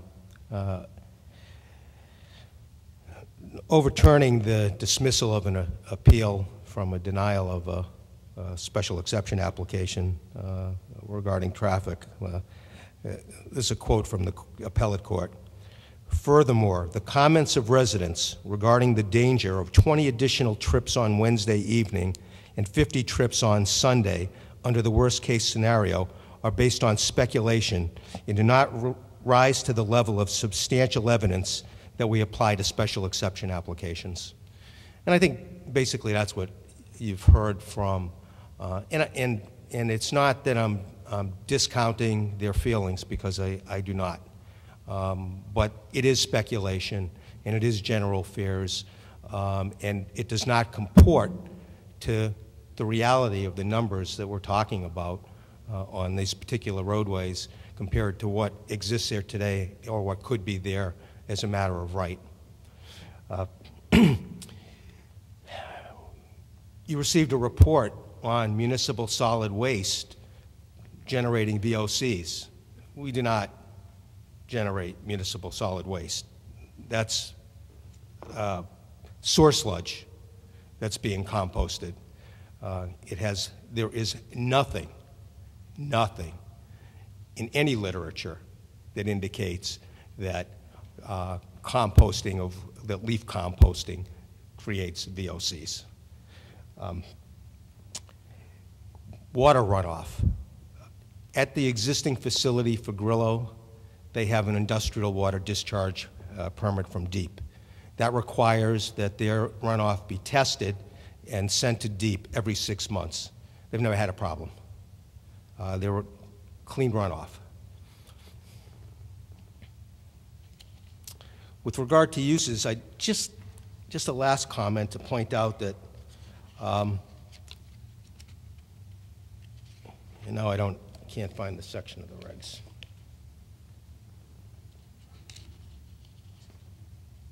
Uh, 3.6.2.7, which is under the DO zoning regulations, provides that if the use isn't permitted or not permitted within the zone, then you can grant a special exception, which you could do anyways under 7.3, but it is specifically provided for.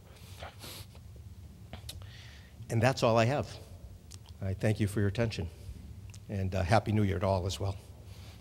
Thank you, Attorney Stone.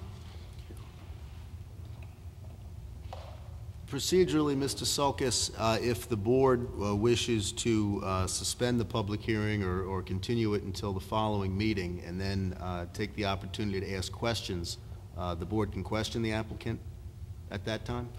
Sure, as long as keep the public hearing open if you want to do that. Are we within the time limits to do that? Yeah, you have, the public hearing is supposed to close by the 19th, but you can ask the applicant for an extension of that time. And also, you do have an opportunity based on the recent ordinance that was passed last year. I mean, if you want to bring in other experts to look at the materials that have been provided, we do have an ordinance in place that would allow you to do that.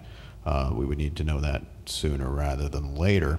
We would need to know what kind of experts you'd want to bring in, you know, if you thought that was going to, you know, help in the situation.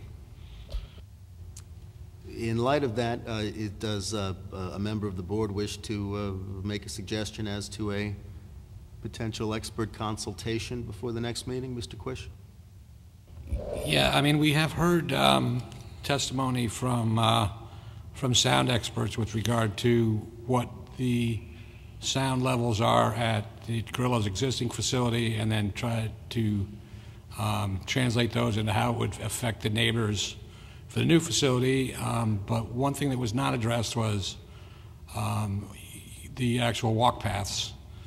You know, they're in a lot closer proximity, and an analysis of what the grinding operation would, and how that would impact the noise levels on the walk path would probably impact a lot of people who use that, and it might be relevant information for us to have. Is there any additional comment from the board as far as an expert to consult with prior to the next hearing? If I might comment on that, that is addressed in the report, the walking paths, and by some testimony at the first meeting last month. If you have a specific question regarding it, we can certainly have them come up and. I'll be happy to review the material and the testimony prior to the next meeting, and if I feel my questions are answered, I won't ask for it then.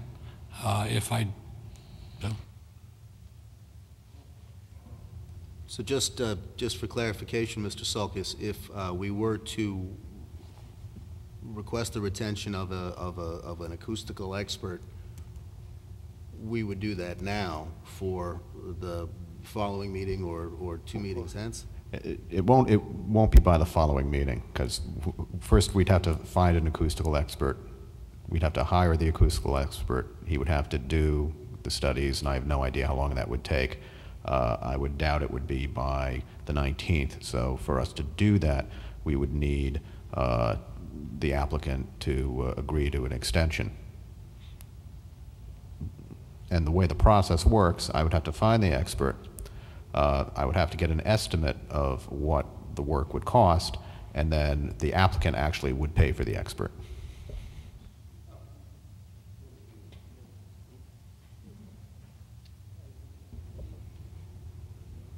Would the appropriate procedural vehicle be at this time to make a motion regarding the retention of an expert, Mr. Sulkus? If the board feels they want an acoustic expert, then you should make a motion. For the record, it would be helpful to know sort of what would be asking that expert to do.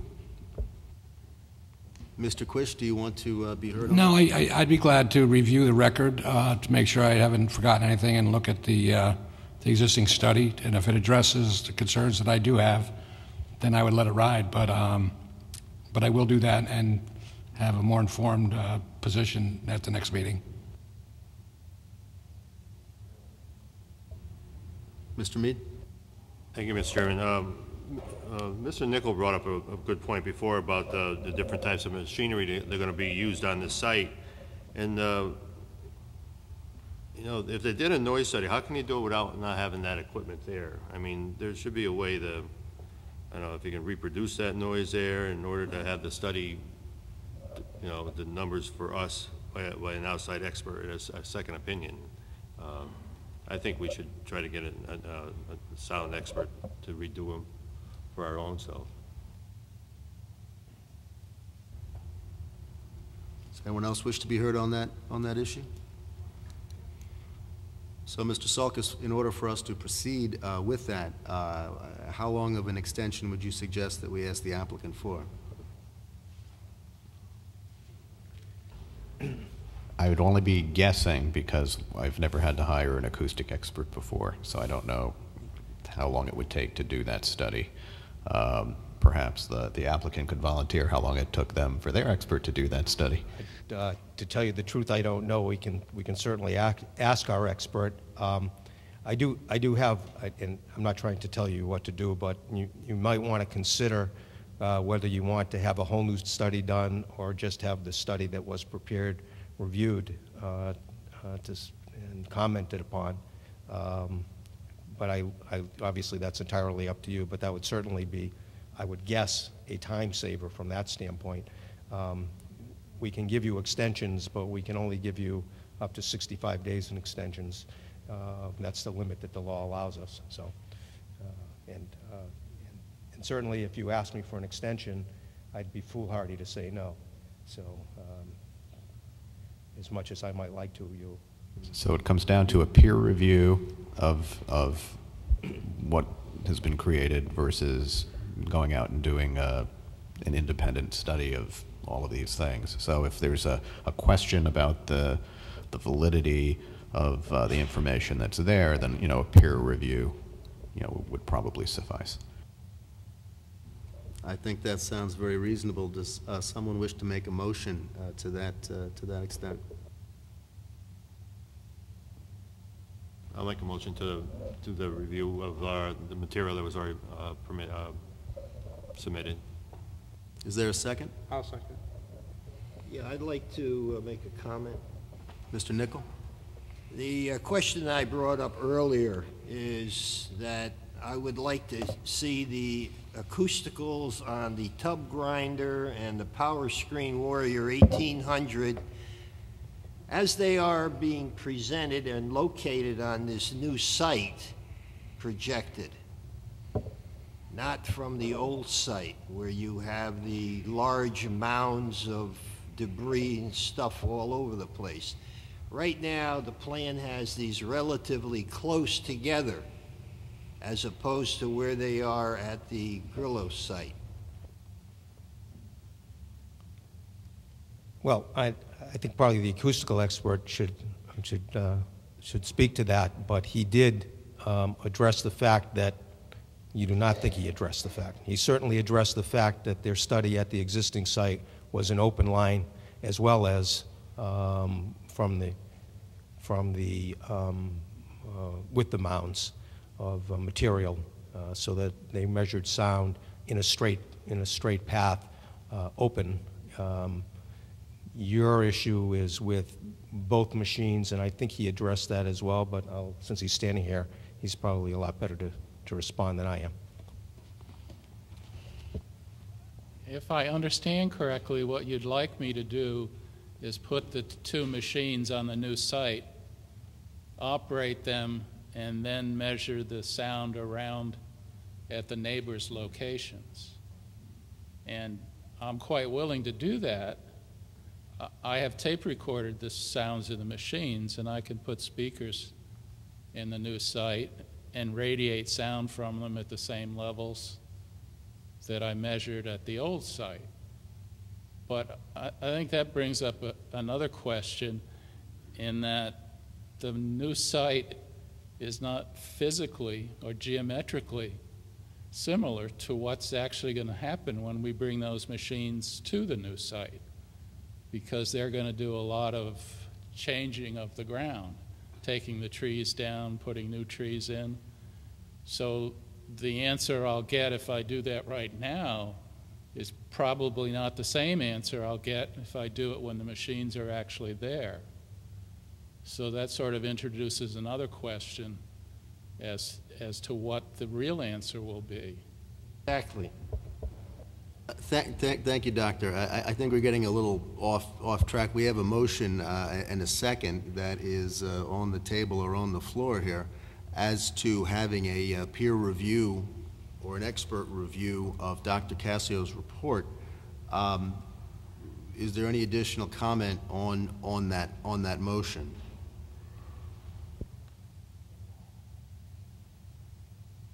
Mr. Nickel, do you want to amend the motion to request that the peer review address the concerns that you raise? I don't know how they would do that, you know, and I understand everything is going to change around when you cut the trees down.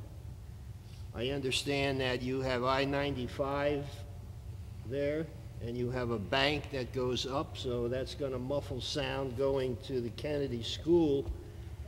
However, I have not seen anything that has both of these machines in operation, a full load, a couple tree trunks, sifting sand and debris. And I have not seen a measurement on that, both of those running simultaneously. So I have a concern as to, I heard a V12 cat run. Without a load, it's like a Cadillac. You throw a stump in there, and all of a sudden it turns into a raging dinosaur. So that's what I want the expert to show the board, if he can do that. If he can't, then we're at a standstill because we can't get an answer. Can I answer that? The tables that Sure, are in go the ahead. report show average noise level and impulse noise level. Okay, and that impulse is when your stumps are getting really noisy. So you can see the increase in level because the measurements basically takes the loudest noise that occurs during, maybe a 2-minute period of time. So that information is there. I'm not quite sure how you're going to use it because the machines are noisy, but if you go and look at locations that are 600 to 800 feet away from the machine, you see that the noise levels decline to levels that are in the 40 to 50 dBA range, which are quieter than the noise levels at any of the homes or the condos. So the distance is critical, and as long as you stay far enough away from these machines, you won't really have a noise issue. Thank you. Is there any further comment from the board as to the motion that's currently before the board? Seeing none, I see all in favor of retaining the expert peer review to review the acoustical expert's report.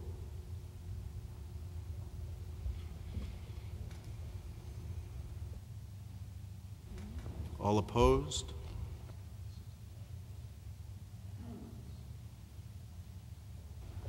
The motion passes.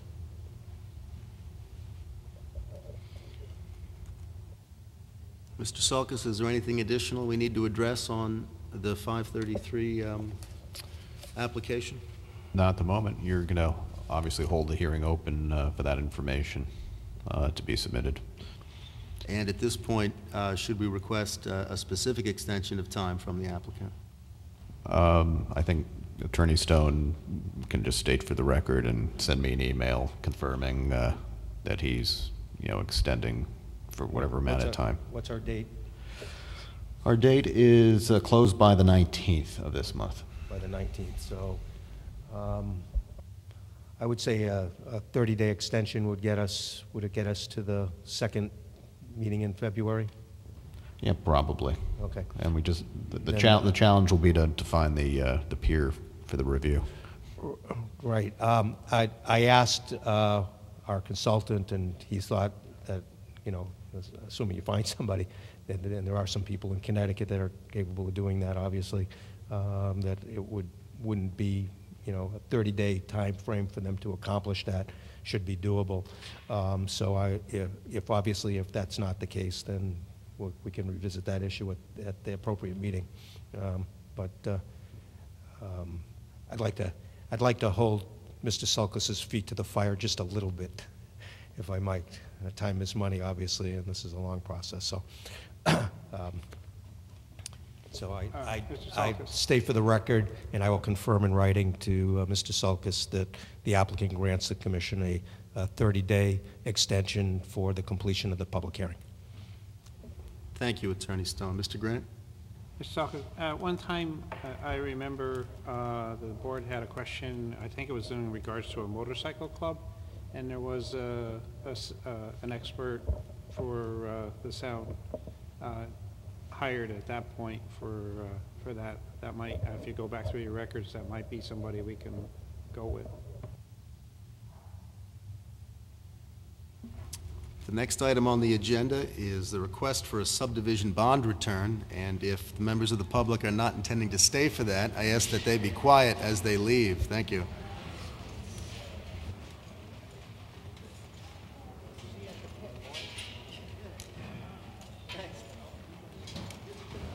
Welcome back, Mr. Marlowe. This pertains to 28 Tower Street. It's a request by Tom Colucci for a reduction in his surety bond from $17,544 to $1,754.40 for one-year maintenance, as approved in a memo from Chris Saley, Public Works Director, dated December 16, 2015. I gave the board a copy of that memo. It was Yep. attached to your other. Yeah, for the newer members, you're going to come across this periodically. It's an administrative function of the board.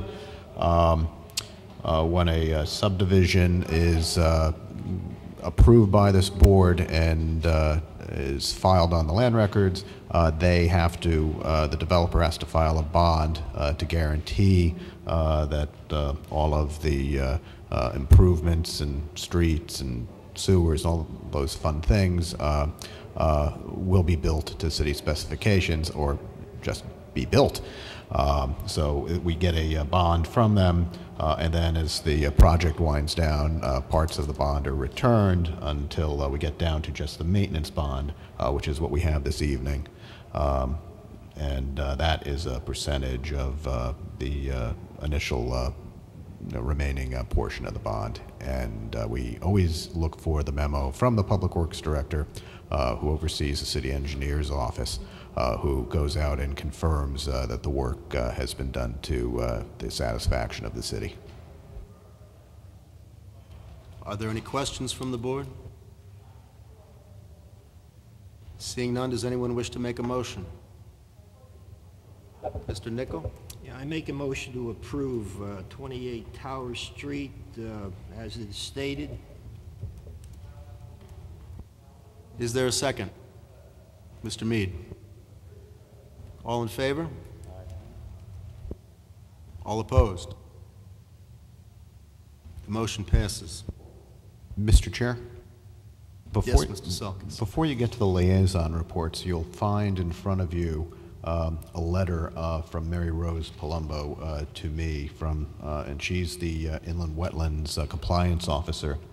It is regarding the board's appointment of a person to the Inland Wetlands Commission, which is something that this board does every 3 years. And for you to take action on this, I think it would be good to actually add it formally to the agenda. So the board would have to vote to add it to the agenda. We would need a 2/3 vote to do that. And if you could do that, that would be great. Does someone wish to make a motion to add this item to the agenda? Mr. Dolan, is there a second? Second. Mr. Mead, all in favor? Aye. Motion passes. It is now on the agenda as new business. Thank you. In the letter, the recommendation is for Daniel Shopek to be appointed to the Inland Wetlands Agency, and that would be the recommendation of this board to the mayor to make that appointment. The appointment, the recommendation for that appointment does come from staff, so it is obviously their preference. So the appropriate procedure now would a motion to approve that suggestion? To approve that Daniel Chopak be the appointee of the Planning and Zoning Board to the Inland Wetlands Commission. Someone wish to make that motion? Mr. Quish, is there a second? Mr. Dolan, all in favor? Aye. Thank you very much. Motion passes.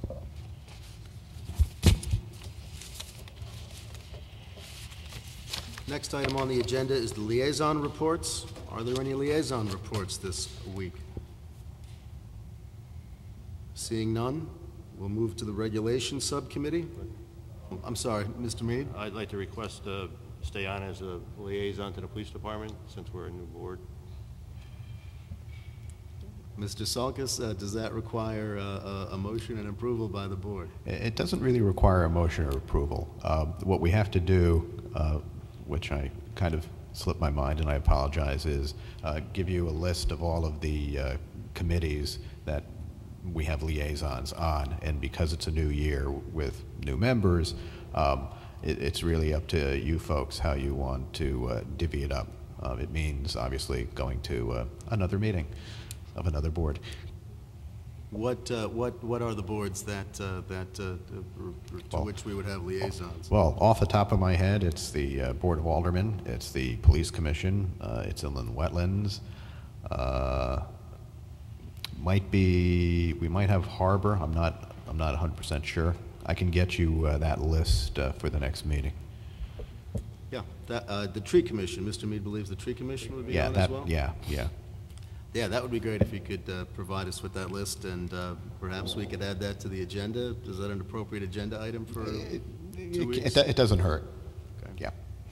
I'm all about formality, Mr. Selkins. And I would just ask that in advance of that, if people have an interest, to think about if they wish to serve as a liaison to a particular board or commission, and then we can discuss it at the next meeting. Next item on the agenda is the Regulations Subcommittee. Mr. Grant, is there a report? Yes. We lost 2 members that did not rerun, Ben, and so I need to have those replaced. At this particular point in time, it's Mr. Quish and myself. I'd like to get at least one more person to volunteer. We meet basically at 6:30 at the meeting, the same night as our first meeting of the month. So it'd be here an hour earlier, and we would go through the regulations and take a look at what's there to see if there's anything that we think should be changed or deleted or rewritten in as far as new technologies come up and new uses come up for land. So if anybody can contact me and let me know, I'd appreciate it. We'll have our first formal meeting next month at 6:30, just before the regular meeting. Thank you. The next item on the agenda is the approval of minutes from the December 15, 2015 meeting. Is there any discussion as to the minutes? Seeing none, does anyone wish to make a motion as to the minutes? Mr. Grant. Make a motion that we approve the minutes from last meeting. Is there a second? Second. Mr. Panzella. Any discussion? All in favor? The motion passes. The next item on the agenda is the chair's report. I do not have a report prepared, but I wish to thank everyone again for the opportunity to serve with them on this board, and I look forward to a great year, and I'm sure that Mr. Mead will lead us to another great year in 2017. Is there a staff report, Mr. Sulkis? There is none this evening, other than to welcome both the new members to the board, and I hope that you find your time here productive and enlightening. Thank you. Is there a motion to adjourn? I'd like to make a motion to adjourn. Is there a second? Any discussion? All in favor? We are adjourned.